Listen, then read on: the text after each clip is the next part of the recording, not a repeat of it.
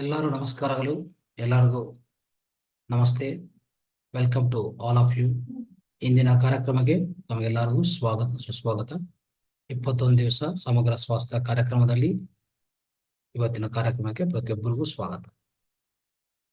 ಈ ಕಾರ್ಯಕ್ರಮ ಪ್ರಾರಂಭಿಕ ಮುಂಚೆ ನಮ್ಮ ಗುರುಗಳಾದ ಬ್ರಹ್ಮರ್ಷಿ ಪತ್ರಿಜಿ ಅವರಿಗೂ ಮತ್ತೆ ಗ್ರ್ಯಾಂಡ್ ಮಾಸ್ಟರ್ ಆದ ಮಾತಾರ ಬಾಬಾಜಿಗೂ ಎಲ್ಲರಿಗೂ ನಮ್ಮ ಪ್ರತ್ಯೇಕ ನಮಸ್ಕಾರಗಳು.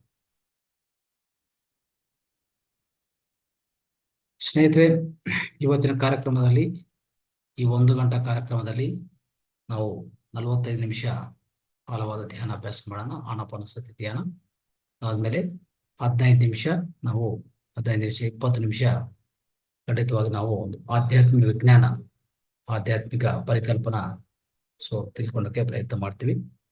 ತಾವೆಲ್ಲರೂ ಈಗಾಗಲೇ ನಿಮ್ಗೆಲ್ಲರೂ ಗೊತ್ತು ಆನಾಪಾನಸತಿ ಧ್ಯಾನ ಮಾಡೋದು. ದಯವಿಟ್ಟು ಎಲ್ಲರೂ ಧ್ಯಾನದಲ್ಲಿ ಕೂತ್ಕೊಳ್ಳಿ, ಧ್ಯಾನ ಭಂಗಿಮದಲ್ಲಿ ಕೂತ್ಕೊಳ್ಳಿ.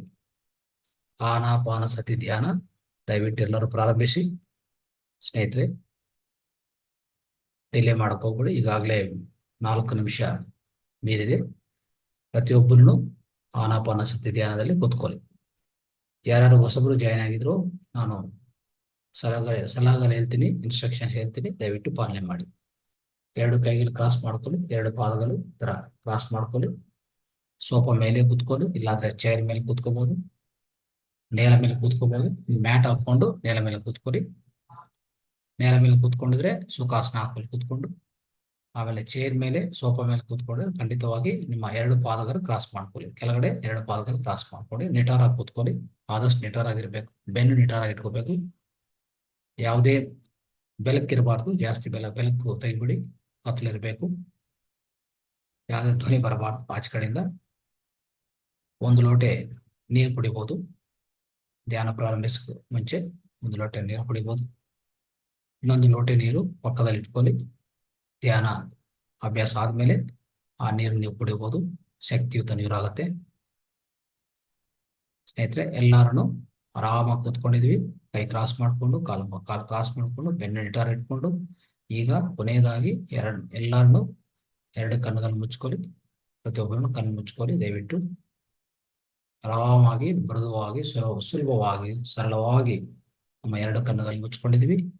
ಉಸಿರಾಟವನ್ನು ಗಮನಿಸೋದು ಪ್ರಾರಂಭಿಸಿ. ಸಹಜವಾದ ಉಸಿರಾಟವನ್ನು ಗಮನಿಸೋದು ಪ್ರಾರಂಭಿಸಿ. ದಯವಿಟ್ಟು ಪ್ರತಿಯೊಬ್ಬರನ್ನು ನಮ್ಮ ಸಹಜವಾದ ಉಸಿರಾಟವನ್ನು ಗಮನಿಸಕ್ಕೆ ಪ್ರಯತ್ನ ಮಾಡಿ. ಪ್ರತಿಯೊಬ್ಬರನ್ನು ಸಹಜವಾದ ಉಸಿರಾಟ ಮೇಲೆ, ಉಚ್ಛ್ವಾಸ ನಿಶ್ವಾಸ ಮೇಲೆ ಗಮನ ಇಟ್ಕೊಳ್ಳಿ. ಯಾವುದೂ ಯೋಚನೆ ಮಾಡಬಾರ್ದು. ಯಾವುದೇ ಯೋಚನೆ ಬರಬಾರ್ದು. ಯಾವುದೇ ಯೋಚನೆ ಹೋಗ್ಬಾರ್ದು. ಯೋಚನೆ ಕಡಿಮೆ ಆಗ್ತಾ ಯೋಚನೆ ಶೂನ್ಯ ಮಾಡಕ್ಕೆ ಪ್ರಯತ್ನ ಮಾಡಬೇಕು.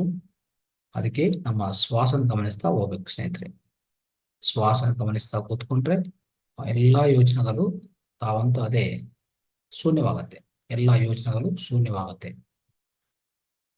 ನಾವು ಮಾಡಬೇಕಾಗಿರೋದು ಶ್ವಾಸನ ಗಮನಿಸೋದು ಮಾತ್ರ. ಶ್ವಾಸನ ಗಮನಿಸಿದ್ರೆ ಶ್ವಾಸಕ್ಕೆ ಮತ್ತೆ ಯೋಚನೆಗೆ ನೇರ ಸಂಬಂಧ ಇದೆ. ಯಾವಾಗ ಶ್ವಾಸ ಕಡಿಮೆ ಆಗ್ತಾ ಹೋಗ್ತದೋ ಯೋಚನೆಗಳು ಕಡಿಮೆ ಆಗ್ತಾ ಹೋಗ್ತದೆ. ಶ್ವಾಸ ಸಣ್ಣದಾಗ್ತದೆ, ಶ್ವಾಸ ಚಿಕ್ಕದಾಗಿ, ಶ್ವಾಸವೇ ಇಲ್ಲ ಅಂತ ಪರಿಸ್ಥಿತಿ. ಆ ಸ್ಥಿತಿಗೆ ನಾವು ಸೇರ್ಕೊಂತೀವೋ ಅವಾಗ ಯಾವುದು ಯೋಚನೆ ನಿಮ್ಮ ಮೆದುಳಿನಲ್ಲಿ ಇಲ್ಲ. ನಿಮ್ಮ ಮನೋಮಯ ಕೋಶದಲ್ಲಿ ಯಾವುದೇ ಯೋಚನೆ ಬರಲ್ಲ. ಅದಕ್ಕೋಸ್ಕರನೇ ಶ್ವಾಸನ ಮಾತ್ರ ಗಮನಿಸಿ, ಶ್ವಾಸ ಜೊತೆಗೆ ಇರಿ. ಎಲ್ಲಾ ಯೋಚನೆಗಳು ನಿಮ್ಮ ಮನೋಮಯ ಕೋಶದಲ್ಲಿ ಶೂನ್ಯವಾಗತ್ತೆ. ಶ್ವಾಸ ಜೊತೆಗೆ ಇರಬೇಕು. ಸ್ನೇಹಿತರೆ, ಶ್ವಾಸದ ಮೇಲೆ ಗಮನ. ಧ್ಯಾನ ಅಂದ್ರೆ ಶ್ವಾಸದ ಮೇಲೆ ಗಮನ. ಶ್ವಾಸದ ಮೇಲೆ ಗಮನ ಇಟ್ಕೊಂಡು ಆರಾಮ ಕೂತ್ಕೊಳ್ಳಿ. ಯಾವುದೇ ಒತ್ತಡ ಇಲ್ಲ. ಮಾನಸಿಕ ಒತ್ತಡ, ದೈಹಿಕ ಒತ್ತಡ, ಯಾವುದೇ ಒತ್ತಡ ಇಲ್ಲ. ಆರಾಮ ಕೂತ್ಕೊಂಡಿದ್ದೀವಿ. ಶ್ವಾಸ ಗಮನಿಸ್ತಾ ಹೋಗ್ತಾ ಇದೀವಿ.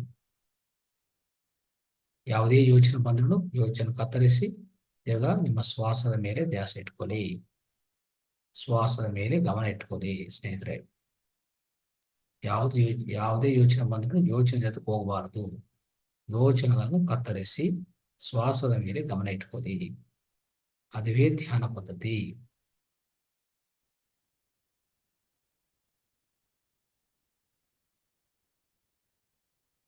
ಶ್ವಾಸದ ಮೇಲೆ ಗಮನ, ಶ್ವಾಸದ ಮೇಲೆ ಗಮನ.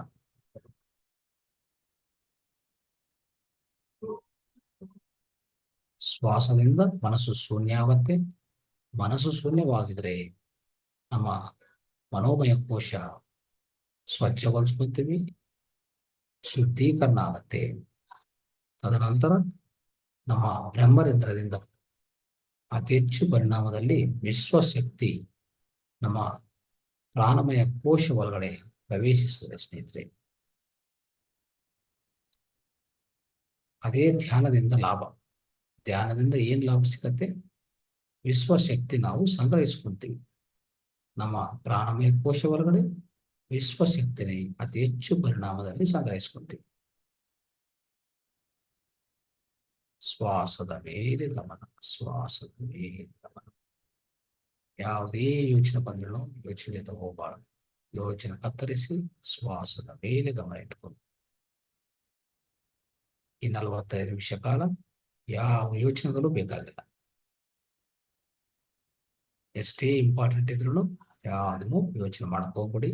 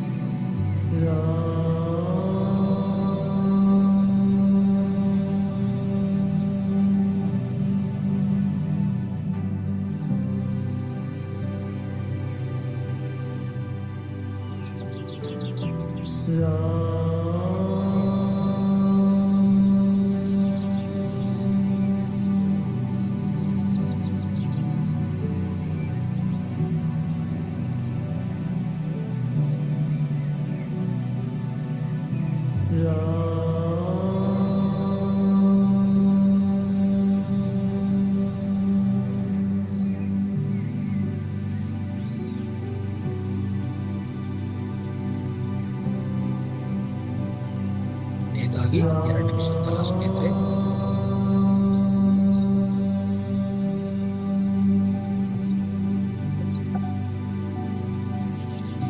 ಹಾಗೂ ಯಾರು ಕಣ್ತೆರೆಯಬಹುದು.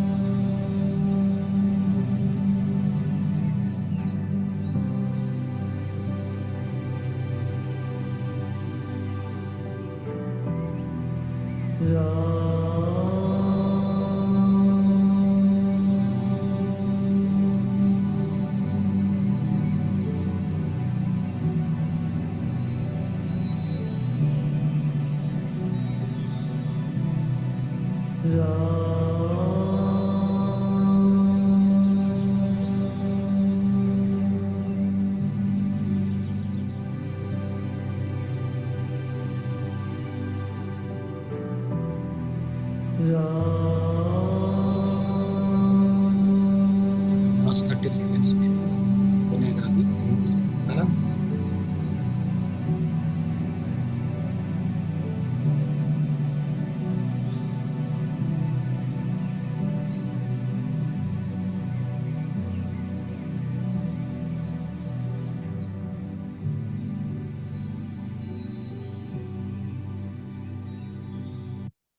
ಲಾಸ್ಟ್ 10 ಸೆಕೆಂಡ್ಸ್ 10 ಸೆಕೆಂಡ್ ಕಾಲ ಯಾರು ಕಣ್ಣು ತೆರೆಯಬಾರ್ದು. Final 10 seconds 10 9 8 7 6 5 4 3 2 1 0. ನಿಧಾನವಾಗಿ ನಿಮ್ಮ 2 ಕೈಗಳು ತೆಗಿತಾ ನಿಮ್ಮ 2 ಕಣ್ಣ ಮೇಲೆ ಮುಚ್ಕೊಳ್ಳಿ. ಒಂದು 5 ಸೆಕೆಂಡ್ ಕಾಲ 5 4 3 2 1 0. ನಿಧಾನವಾಗಿ ನಿಮ್ಮ 2 ಕೈಗಳು ತೆಗಿಬಹುದು. ನಿಮ್ಮ 2 ಕಣ್ಣುಗಳು ಬಿಡಬಹುದು. ಆರಾಮಾಗಿ ನಿಧಾನವಾಗಿ ಮಾಡಿ.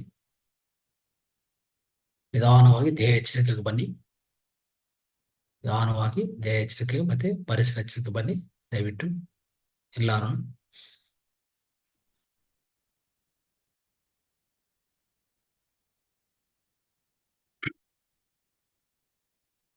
ಎಸ್ ಸ್ನೇಹಿತರೆ, ಇಷ್ಟುವರೆಗೂ ನಾವು ಆಳವಾದ ಧ್ಯಾನ ಅಭ್ಯಾಸ ಮಾಡಿದ್ವಿ. ಸೊ ಅದ್ಭುತವಾದ ಸಂಗೀತ ಧ್ಯಾನ ನಾವು ಅಳವಡಿಸ್ಕೊಂಡಿದ್ವಿ. ಸೊ ಅತಿ ಹೆಚ್ಚು ಪರಿಣಾಮದಲ್ಲಿ ಶಕ್ತಿ ಪಡೆದಿವಿ ಅಂತ ಇಷ್ಟುವರೆಗೂ ಶಕ್ತಿಯನ್ನು ನಾವು ತಗೊಂಡಿದ್ವಿ. ಒಳ್ಳೆ ಶಕ್ತಿ ಪಡೆದಿವಿ ಸ್ನೇಹಿತರೆ. ಈಗ ಆಧ್ಯಾತ್ಮಿಕ ಜ್ಞಾನ ಅನ್ನೋದು ತಿಳ್ಕೊಳ್ಳೋಕೆ ಪ್ರಯತ್ನ ಮಾಡೋಣ ಸ್ನೇಹಿತರೆ. ಸೊ ಇವತ್ತಿನ ಆಧ್ಯಾತ್ಮಿಕ ಅಂಶ ಏನಂದ್ರೆ ಎಲ್ಲಾ ರೋಗಗಳು ನಮ್ಮ ಪ್ರಾಣಮಯ ಕೋಶದಲ್ಲಿ ಅಂದ್ರೆ ಎಥ್ರಿಕ್ ಬಾಡಿ ಒಳಗಡೆ, ಎಥ್ರಿಕ್ ಶರೀರ ಒಳಗಡೆ ಸಂಗ್ರಹಿಸಿಕೊಂಡಿರ್ತದೆ ಅಂತ ಅದು ಅಂಶ. ಅದನ್ನು ಎಲ್ಲಾ ರೋಗಗಳು, ಯಾವ್ದಾವ್ದು ರೋಗಗಳು ಸಂಗ್ರಹಿಸಿಕೊಂಡಿದೋ ನಮ್ಮ ಎಥ್ರಿಕ್ ಶರೀರ ಹೊರಗಡೆ, ಅದೆಲ್ಲಾನು ಮೆಡಿಟೇಷನ್ ಇಂದ ಯಾವ ತರ ತೆಗೆದುಹಾಕಬಹುದು, ಯಾವ ತರ ತೊಲಗಿಸ್ಕೋಬಹುದು ಅಂತ ಇಂಥ ಅಂಶನು, ಅದ್ಭುತವಾದ ಅಂಶನು ತಿಳ್ಕೊಳಕ್ಕೆ ಪ್ರಯತ್ನ ಮಾಡಿದ ಸ್ನೇಹಿತರೆ, ಕೂಲಂಕುಷವಾಗಿ. ಸ್ನೇಹಿತರೆ, ನಾವು ಅರ್ಥ ಮಾಡ್ಕೋಬೇಕಾಗಿರೋದು ಒಂದು ಪ್ರಧಾನವಾಗಿ ಏನಂದ್ರೆ, ನಾವು ಮಾನವ ಕುಲ ಅಂದ್ರೆ ನಾವು ಮಾನವ ಶರೀರನು ಧರಿಸಿದ್ವಿ ಅಂದ್ರೆ ನಾವು ಮಾನವ ಶರೀರ ಅನ್ನೋದು, ನಾವು ಮಾನವ ಶರೀರ ಅನ್ನೋದು ಲಭ್ಯವಾಗಿದೆ ನಮ್ಮ ತಾಯಿ ತಂದೆಯಿಂದ. ಆದ್ರೆ ಈ ಈ ಹುಟ್ಟೋದು ಅಂದ್ರೆ ಮನಸ್ಸಿನ ಹುಟ್ಟೋದು ಈ ಭೂಮಿ ಮೇಲೆ ಅಷ್ಟು ಸುಲಭವಾಗಿನೂ ಆಗಿಲ್ಲ ಸ್ನೇಹಿತರೆ. ಇದು ನಾವು ಪರಮಾತ್ಮನಿಂದ ಬರುವಾಗ, ಪರಮಾತ್ಮನಿಂದ 7 ದೇಹಗಳು ಅಂದ್ರೆ ಈ ಪಂಚಭೌತಿಕ ದೇಹ ಸೇರ್ಕೊಂಡ್ರೆ 7 ದೇಹಗಳು ಮಾನವನ ಒಳಗಡೆ ಇದೆ. ಪ್ರತಿ ಮಾನವನ ಒಳಗಡೆ 7 ದೇಹಗಳಿದೆ. ಈಗಾಗಲೇ ನಿಮ್ಗೆ ಸ್ವಲ್ಪ ಗೊತ್ತಿರ್ತದೆ, ಇಲ್ಲ ಅಂದ್ರೂ ನಾನು ಮತ್ತೊಂದು ಸರಿ ಎಲ್ಲ ಹೇಳ್ಕೊಡೋಕೆ ಪ್ರಯತ್ನ ಮಾಡ್ತೀನಿ. ಸ್ನೇಹಿತರೆ, ಪ್ರತಿ ಮನಸ್ಸಿನ ಒಳಗಡೆ, ಪ್ರತಿ ಮಾನವನ ದೇಹ ಅಂದ್ರೆ ಹ್ಯೂಮನ್ ಸಿಸ್ಟಮ್ ಅಂತಂದ್ರೆ ಮಾನವನ ಶರೀರ ವ್ಯವಸ್ಥಾ, ಇಲ್ಲ ಮಾನವನ ವ್ಯವಸ್ಥಾ ಅಂತಂದ್ರೆ 7 ಶರೀರಗಳು. ಮೊದಲನೇದು ನಿರ್ವಾಣ ಶರೀರ. ನಾವು ಮೇಲೆದಿಂದ ಕೆಳಗಡೆ ಬರೋಣ. ಅಂದ್ರೆ ಮೇಲೆ ಅಂದ್ರೆ ಪರಲೋಕದಿಂದ ನಾವು ಬರುವಾಗ, ಭೂಮಿಗೆ ಬರುವಾಗ ಏನೇನು ಶರೀರಗಳು ನಾವು ಧರಿಸ್ತೀವಿ, ಏನೇನು ಶರೀರಗಳು ನಾವು ತಗೊಂಡ್ ಬರ್ತೀವಿ ಅಂತಂದ್ರೆ, ಮೊದಲನೇದಾಗಿರೋದು ಒಂದು ನಿರ್ವಾಣ ಶರೀರ. ಅದಾದ್ಮೇಲೆ ವಿಶ್ವಮಯ ಕೋಶ ಅಂದ್ರೆ ನಿರ್ವಾಣಮಯ ಕೋಶ ಅಂದ್ರೆ ಶರೀರ, ಅರ್ಥ ಮಾಡ್ಕೊಳ್ಳಿ. ನಿರ್ವಾಣಮಯ ಕೋಶ ಮತ್ತೆ ವಿಶ್ವಮಯ ಕೋಶ, ಈ 2 ಶರೀರಗಳು ಮೊದಲನೇದಾಗಿ ಪರಮಾತ್ಮನಿಂದ ನಾವು ಒಂದು ಏಕಾತ್ಮವಾಗಿ ನಾವು ಬಿಡುಗಡೆ ಆಗುವಾಗ ತಗೊಂಡಂಥದ್ದು ಈ ಶರೀರಗಳು. ಅದು ಅರ್ಥ ಮಾಡ್ಕೊಳ್ಳಿ. ಅಂದ್ರೆ ಸ್ನೇಹಿತರೆ, ನಾವು ಅರ್ಥ ಮಾಡ್ಕೋಬೇಕಾಗಿರೋದು ಒಂದೇ, ಅಂದ್ರೆ ಆತ್ಮ ಅಂದ್ರೆ ನಾವೇನ್ ಹೇಳ್ತೀವಿ, ಆತ್ಮ ಇಲ್ಲ ಅಂದ್ರೆ ನಾವು ಚೈತನ್ಯ ಪದಾರ್ಥ, ಆತ್ಮ ಚೈತನ್ಯ ಅಂತ ಕರಿತಾ ಇರ್ತೀವಿ. ನಾವೆಲ್ಲರನ್ನು ಒಂದು ಆತ್ಮ ಚೈತನ್ಯವಾಗಿ ನಮ್ಮ ಪರಮಾತ್ಮನಿಂದ ನಾವು ಬಿಡುಗಡೆ ಆಗಿದ್ವಿ. ಅಂದ್ರೆ ನಾವು ಸಪರೇಟ್ ಆಗಿದ್ವಿ. ಒಂಥರ ತಾಯಿ ಮಕ್ಕಳಿಗೆ ಯಾವ ತರ ಜನ್ಮ ಕೊಡ್ತಾರೋ ಆ ಥರನೇ ನಮ್ಮ ಪರಿಪೂರ್ಣಾತ್ಮ ನಮ್ಮೆಲ್ಲರಿಗೂ ಏಕಾತ್ಮವಾಗಿ, ಅಂದ್ರೆ ಇಂಡಿವಿಜುವಲ್ ಸೋಲ್ಸ್ ಸಪರೇಟ್, ಅಂದ್ರೆ ಪ್ರತ್ಯೇಕ ಆತ್ಮ ಆಗಿ ನನಗೆ ಜನ್ಮ ಕೊಟ್ಟಿರ್ತಾರೆ. ಆ ಪ್ರತ್ಯೇಕ ಆತ್ಮ ಅನ್ನೋದು ಏನ್ ಮಾಡ್ತದೆ, ಪರಲೋಕದಿಂದ ಪರಿಪೂರ್ಣಾತ್ಮದಿಂದ ಸಪರೇಟ್ ಆಗಿದ ಮೇಲೆ, ಅಂದ್ರೆ ಅದು ಆದ್ರೆ ಆಚೆ ಕಡೆ ಬಂದಿದ ಮೇಲೆ ಏನ್ ಮಾಡ್ತದೆ, ಅದಕ್ಕೂ ಬೇಕಾಗಿರುವಂತ ಅದೇನ್ ಮಾಡ್ಬೇಕು, ಎಷ್ಟೋ ಲೋಕಗಳು ದಾಟ್ಕೊಂಡು ಬರ್ಬೇಕಾಗತ್ತೆ. ಎಷ್ಟೋ ಲೋಕಗಳು ಅದೆಲ್ಲ ಅಲ್ಲಿಂದ ಪ್ರಯಾಣ ಮಾಡುತ್ತಾ ಕೊನೆಯದಾಗಿ ಈ ಭೂ ಪ್ರಪಂಚ ಮೇಲಕ್ಕೆ ಬರ್ಬೇಕಾಗತ್ತೆ ಅಲ್ವಾ. ಅದಕ್ಕೂ ಏನೇನ್ ಬೇಕಂದ್ರೆ, ಪ್ರತಿ ಲೋಕದಲ್ಲಿ ಅಲ್ಲಿ ಸಂಚಾರ ಮಾಡ್ಬೇಕು, ಅಲ್ಲಿ ಬದುಕಬೇಕು ಅಂದ್ರೆ ಖಂಡಿತವಾಗಿ ಅದಕ್ಕೂ ತಕ್ಕ ಶರೀರ ಬೇಕಾಗತ್ತೆ ಅಲ್ವಾ, ಅದಕ್ಕೆ ತಕ್ಕ ಕೋಶ ಬೇಕಾಗತ್ತೆ. ಅದಕ್ಕೋಸ್ಕರನೇ ಈ 2 ಕೋಶಗಳು ಕೊಡ್ತಾರೆ. ಮೊದಲನೇದಾಗಿ ನಮ್ಮ ಆತ್ಮ ಜೊತೆಗೆ 2 ಕೋಶಗಳು ಕೊಡ್ತಾರೆ. ಆ 2 ಕೋಶಗಳು ಯಾವಂದ್ರೆ, ಮೇಲಿನಿಂದ ನೋಡಿದ್ರೆ ಅತಿ ಹೆಚ್ಚು ಪೌನಪುಣ್ಯ ಇರುವಂತ ಆ ಶರೀರಗಳು ಯಾವಂದ್ರೆ ನಿರ್ವಾಣಮಯ ಕೋಶ, ವಿಶ್ವಮಯ ಕೋಶ. ಇದು ಅರ್ಥ ಮಾಡ್ಕೋಬೇಕು. ಅದು ಇನ್ನು ಕೆಳಗಡೆ ಬಂದ್ರೆ ಸ್ನೇಹಿತರೆ, ಆನಂದಮಯ ಕೋಶ ಸುಪ್ರಾಕಾಸಲ್ ಬಾಡಿ ಅಂತ ಕೇಳ್ತೀವಿ. ಅದು ಕೆಳಗಡೆ ನೆಕ್ಸ್ಟ್ ಲೋಕಕ್ಕೆ, ಅಂದ್ರೆ ನಮ್ಗೆ ಸ್ನೇಹಿತರೆ ನಿಮ್ಗೆ ಗೊತ್ತಿರ್ಬೋದು. ಒಂದು ವಿಷಯ ಅಂದ್ರೆ, ನಮ್ಗೆ ನೋಡಿದ್ರೆ ಇಡೀ ಈ ವಿಶ್ವದಲ್ಲಿ 7 ಶರೀರಗಳು, 7 ಚಕ್ರಗಳು, 7 ದೇಹಗಳು ಅಲ್ವಾ, 7 ಶರೀರಗಳು, 7 ಚಕ್ರಗಳು, 7 ಲೋಕಗಳು, ಮತ್ತೆ ಇನ್ನು ಹೇಳ್ಬೇಕಂದ್ರೆ ಸಪ್ತ ಸ್ವರಗಳು, ಸಪ್ತ ಋಷಿಗಳು.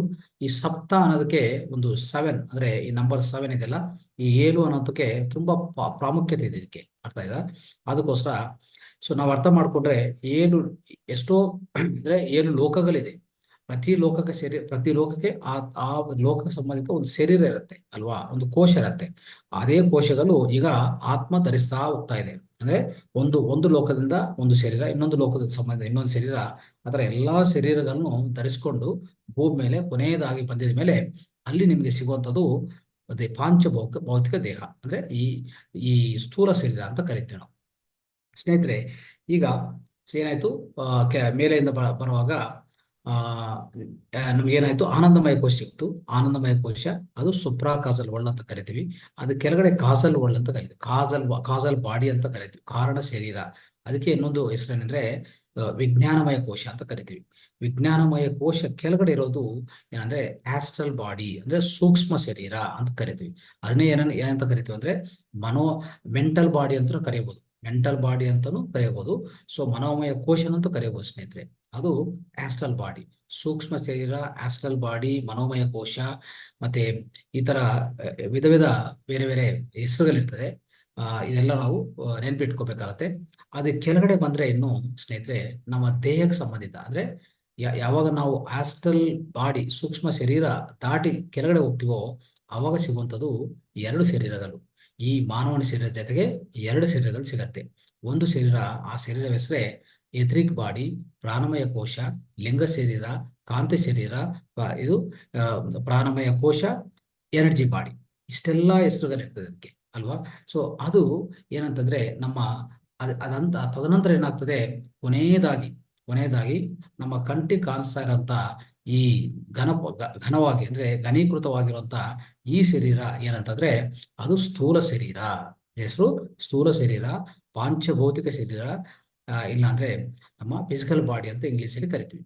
ಸೊ ಸ್ನೇಹಿತರೆ, ಈ ಶರೀರಕ್ಕೆ ಅಂದ್ರೆ ಈ ಪಾಂಚಭೌತಿಕ ಶರೀರ ಇದೆಲ್ಲ, ಅದು ಸುತ್ತು ಅಂದ್ರೆ ಅದಕ್ಕೂ ಇಮಿಡಿಯೇಟ್ ಆಗಿ ಅಂದ್ರೆ ಇಮಿಡಿಯೇಟ್ ಆಗಿ ಇರುವಂತ ಶರೀರನೇ ಈ ಎಥ್ರಿಕ್ ಬಾಡಿ. ಎಥ್ರಿಕ್ ಬಾಡಿ ಅಂದ್ರೆ ಪ್ರಾಣಮಯ ಕೋಶ. ಎಷ್ಟಿರುತ್ತೆ ಅದು?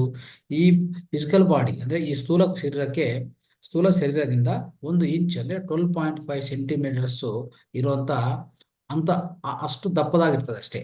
12.5 ಸೆಂಟಿಮೀಟರ್ಸ್ ಇರುವಂತ ದಪ್ಪದಾಗಿ ಈ ಎಥ್ರಿಕ್ ಬಾಡಿ, ಪ್ರಾಣಮಯ ಕೋಶ, ಈ ಕಾಂತಿ ಶರೀರ ಅನ್ನೋದು, ಈ ಎನರ್ಜಿ ಬಾಡಿ, ಪ್ರಾಣಮಯ ಕೋಶ ಅನ್ನೋದು ನಮ್ಮ ಸುತ್ತು ಇರುತ್ತೆ.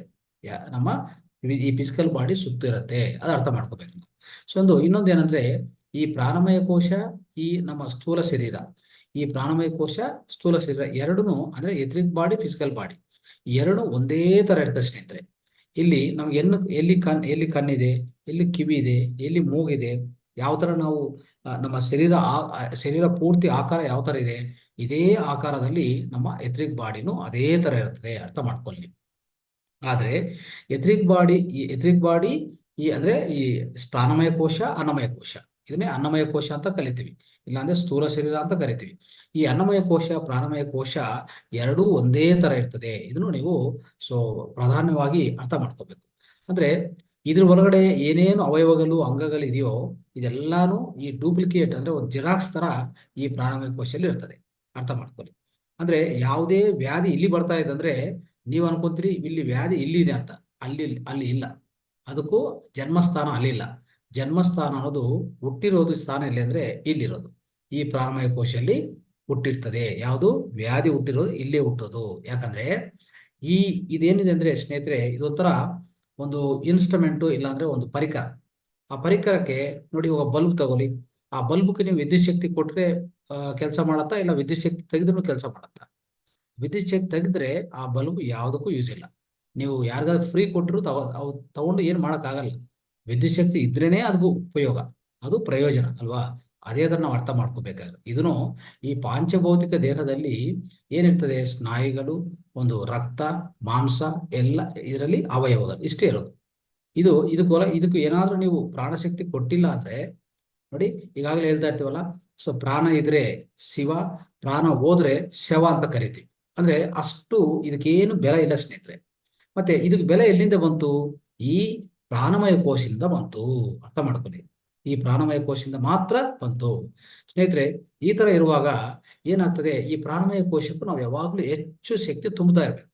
ಹೆಚ್ಚು ಶಕ್ತಿ ಇದು ತುಂಬ್ತಾ ಇದ್ರೆ ಈ ಪ್ರಾಣಮಯ ಶಕ್ತಿಯಿಂದ, ಪ್ರಾಣಕೋಶದಿಂದ ಈ ಪ್ರಾಣಶಕ್ತಿ ಅನ್ನೋದು ಎಲ್ಲಾ ಅಂಗಗಳಿಗೂ, ಎಲ್ಲಾ ಅವಯವಗಳಿಗೂ, ಎಲ್ಲಾ ಜೀವಕೋಶಗಳಿಗೂ ಸರಬರಾಜು ಆಗ್ತಾ ಇರ್ತದೆ, ಅಂದ್ರೆ ಪ್ರವಹಿಸ್ತಾ ಇರ್ತದೆ. ಅವಾಗ ಈ ಜೀವಕೋಶಗಳು ತನ್ನಂತ ಕೆಲಸ ಎಲ್ಲಾನು ಸರಿಯಾಗಿ ನಿರ್ವಹಿಸ್ತಾ ಇರ್ತದೆ. ಅವಾಗ ಪ್ರತಿ ಅಂಗ, ಪ್ರತಿ ಅವಯವ ಆರೋಗ್ಯವಾಗಿರೋದು, ಇಡೀ ದೇಹವೇ ಆರೋಗ್ಯವಂತವಾಗಿ ಇರುತ್ತದೆ. ಅದಕ್ಕೂ ಅವಕಾಶ ಇದೆ, ಅರ್ಥ ಮಾಡ್ಕೋಬೇಕು ನೀವು. ಅಂದ್ರೆ ಮತ್ತೆ ಈ ಪ್ರಾಣಮಯ ಕೋಶದಲ್ಲಿ ಅಷ್ಟು ಹೆಚ್ಚು ಪ್ರಾಣಶಕ್ತಿ ನಾವು ಹೇಗೆ ಮೇಂಟೈನ್ ಮಾಡೋದು, ಹೇಗೆ ನಿರ್ವಹಿಸ್ಕೊಳೋದು ಅನ್ನೋದು ನಾವು ತಿಳ್ಕೊಬೇಕಾದಂತ ಅಂಶ. ಸರಿ, ಈ ಎಥ್ರಿಕ್ ಬಾಡಿ ನಾನು ಈಗಾಗಲೇ ಹೇಳಿದ್ದೀನಿ, ನಮ್ಮ ಫಿಸಿಕಲ್ ಬಾಡಿ, ನಮ್ಮ ಸ್ಥೂಲ ಕೋಶಕ್ಕೆ ದೂರ, ಸ್ವಲ್ಪ ದೂರ ಅಂದ್ರೆ ಒಂದು 1 ಇಂಚ್, 1 ಇಂಚ್ ಅಂದ್ರೆ 12.5 ಸೆಂಟಿಮೀಟರ್ಸ್ ಆ ದಪ್ಪದಾಗಿ ಇರ್ತದೆ ಅಂತ ನಾನು ಹೇಳಿದ್ದೀನಿ ಅಲ್ವಾ. ಅದು ಕಂಟಿಗೆ ಕಾಣಿಸಲ್ಲ, ಕಂಟಿಗೆ ಕಾಣಿಸಲ್ಲ, ಯಾಕಂದ್ರೆ ಅದು ಈಥರ್ ಮೆಟೀರಿಯಲ್ ಇಂದ ತಯಾರಾಗಿರ್ತದೆ. ನಮ್ಮ ಸ್ಥೂಲ ಕೋಶ ಮಾತ್ರ ಕಂಟಿಗೆ ಕಾಣಿಸ್ತದೆ, ಇದು ಅರ್ಥ ಮಾಡ್ಕೋಬೇಕು ನಾವು. ಆಮೇಲೆ ಸ್ನೇಹಿತರೆ, ಇದು ಕಂಟಿಗೆ ಕಾಣಿಸಲ್ಲ ಅಂದ್ರೆ ಯಾವ ತರ ನೋಡ್ಬೋದು, ಇದು ಹೇಗಿದೆ, ಚೆನ್ನಾಗಿದೆಯಾ ಅಂದ್ರೆ ಈ ಎಥ್ರಿಕ್ ಬಾಡಿ ಅನ್ನೋದು ಅಂದ್ರೆ ಎಥ್ರಿಕ್ ಬಾಡಿ ಅನ್ನೋದು ಇನ್ನೊಂದು ಎಥ್ರಿಕ್ ಬಾಡಿಗೆ ಬೇರೆ ಬೇರೆ ಹೆಸರುಗಳು ಇರ್ತಾರೆ. ಅಂದ್ರೆ ಒಂಥರ ಆರ ಅಂತ ಹೇಳ್ತಾರೆ, ಇನ್ನು ಸ್ವಲ್ಪ ಜನ ಆರ ಅಂತ ಒಂದು ಪದ ಯೂಸ್ ಮಾಡ್ತಾ ಇರ್ತಾರೆ. ಆಮೇಲೆ ಈ ಆರ ಅನ್ನೋದು ಎಷ್ಟೋ ಕಿಲೋಮೀಟರ್ ಗಟ್ಟ, ಎಷ್ಟೋ ದೂರ, ಸೊ ದೂರನೂ ಅದು ವ್ಯಾಪ್ತಿಸ್ತದೆ ಅಂತ ಹೇಳ್ತಾ ಇರ್ತಾರೆ. ಸೊ ಇದೆಲ್ಲಾನು ಹೆಂಗೆ ಆಗ್ತದೆ ಅಂದ್ರೆ, ನಮ್ಮ ದೇಹ ಒಳಗಡೆ ಈಗಾಗಲೇ ಪ್ರತಿ ಜೀವಕೋಶಕ್ಕೂ ಒಂದು ವೋಲ್ಟೇಜ್ ಇದೆ, ಒಂದು ಕರೆಂಟ್ ಇದೆ, ಅರ್ಥ ಮಾಡ್ಕೊಳ್ಳಿ. ಅವಾಗ ಏನಾಗ್ತದೆ, ಆ ಕರೆಂಟ್ಗಳು ಪ್ರವಹಿಸ್ತಾ ಇರುವಾಗ ದೇಹದಲ್ಲಿ, ಸೊ ನಮ್ಮ ಬ್ಲಡ್ ಮುಖಾಂತರ ಪ್ರವಹಿಸ್ತಾ ಇರುವಾಗ ಏನಾಗ್ತದೆ ಅಂದ್ರೆ, ಖಂಡಿತವಾಗಿ ನಮ್ಮ ಸುತ್ತು ಒಂದು ಎಲೆಕ್ಟ್ರೋ ಮ್ಯಾಗ್ನೆಟಿಕ್ ಫೀಲ್ಡ್ ಅಂದ್ರೆ ವಿದ್ಯುದಯಸ್ಕಾಂತ ಕ್ಷೇತ್ರ ಅಂತ ಹೇಳ್ತೀವಿ ನಾವು. ಏನ್ ಹೇಳ್ತೀವಿ? ವಿದ್ಯುದಯಸ್ಕಾಂತ ಕ್ಷೇತ್ರ. ಅದು ಸೊ ನಮ್ಮ ಸುತ್ತು ಅದು ಏರ್ಪಾಟಾಗ್ತಾ ಇರ್ತದೆ. ಆ ವಿದ್ಯುದಯಸ್ಕಾಂತ ಕ್ಷೇತ್ರ ನಾವು ಆರ ಅಂತ ಕರೀಬಹುದು. ಆ ಕ್ಷೇತ್ರ ಎಷ್ಟು ದೂರ ವ್ಯಾಪ್ತಿಸ್ತದೆ ಅಂದ್ರೆ, ಖಂಡಿತವಾಗಿ ಎಷ್ಟೋ ದೂರ ಅಂದ್ರೆ ಅದೆಲ್ಲಾನು ನಿಮ್ಮ ಶಕ್ತಿ ಮೇಲೆ, ನಿಮ್ಮ ಪ್ರಾಣಮಯ ಕೋಶದಲ್ಲಿ ಏನ್ ಶಕ್ತಿ ನೀವು ನಿರ್ವಹಿಸ್ಕೊಂತಾ ಇದ್ರಿ, ನಿಮ್ಮ ಮನೋಮಯ ಕೋಶ ಎಷ್ಟು ಸ್ವಚ್ಛವಾಗಿದೆ, ಎಷ್ಟು ಶುದ್ಧೀಕರಣವಾಗಿದೆ, ಯಾವುದೂ ಗೊಂದಲ ಇಲ್ಲ ಅಂತಂದ್ರೆ, ಈ ನಮ್ಮ ಸುತ್ತಿರುವಂತ ಈ ವಿದ್ಯುದಯಸ್ಕಾಂತ ಕ್ಷೇತ್ರ ಎಷ್ಟೋ ಎನರ್ಜೆಟಿಕ್ ಅಂದ್ರೆ ಎಷ್ಟೋ ಶಕ್ತಿವಂತವಾಗಿರುತ್ತೆ. ಶಕ್ತಿವಂತವಾಗಿ ಸೊ ತುಂಬಾ ದೂರ ಅದು ವ್ಯಾಪ್ತಿಸಿರ್ತದೆ. ಅವಾಗ ಅದ್ರ ಒಳಗಡೆ ಯಾರೇ ಬಂದ್ರು ಏನಾಗ್ತಾರೆ, ಅವರು ಪ್ರಭಾವಿತ ಆಗ್ತಾರೆ ಸ್ನೇಹಿತರೆ. ಯಾರೇ ಆ ಕ್ಷೇತ್ರ ಒಳಗಡೆ ಇನ್ನು ಯಾರಾದ್ರೂ ನಿಮ್ಮ ವಿದ್ಯುದಯಸ್ಕಾಂತ ಕ್ಷೇತ್ರ, ನಿಮ್ಮ ಆರ ಒಳಗಡೆ ಇನ್ಯಾರಾದ್ರೂ ಬಂದ್ರೆ, ಅಲ್ಲಿ ಕೂತ್ಕೊಂಡಿದ್ರು ಇನ್ನ ನಿಮ್ಮ ಹತ್ರ ಏನು ಮಾತಾಡೋದೇ ಬೇಕಾಗಿಲ್ಲ. ಅವರು ಅವ್ರೇನಾಗ್ತಾರೆ, ಧನಾತ್ಮಕವಾಗಿ ಸಕಾರಾತ್ಮಕವಾಗಿ ಪ್ರಭಾವಿತ ಆಗ್ತಾರೆ. ಅದಕ್ಕೆ ನೋಡಿ, ಯಾರೋ ಎಷ್ಟೋ ಸ್ವಾಮೀಜಿಗಳು, ಗುರೂಜಿಗಳು, ಈ ಗುರುಗಳೆಲ್ಲ ಸುತ್ತು ಎಷ್ಟೋ ಜನ ಕೂತ್ಕೊಳ್ಳೋಕೆ ಪ್ರಯತ್ನ ಮಾಡ್ತಾ ಇದ್ದಾರೆ. ಯಾವಾಗಲೂ ಅವರು ಸಾನ್ನಿಧ್ಯದಲ್ಲಿ, ಅವರು ಸನ್ನಿಹಿತವಾಗಿ ಕೂತ್ಕೊಳ್ಳೋಕೆ ಪ್ರಯತ್ನ ಮಾಡ್ತಾ ಇರ್ತಾರೆ.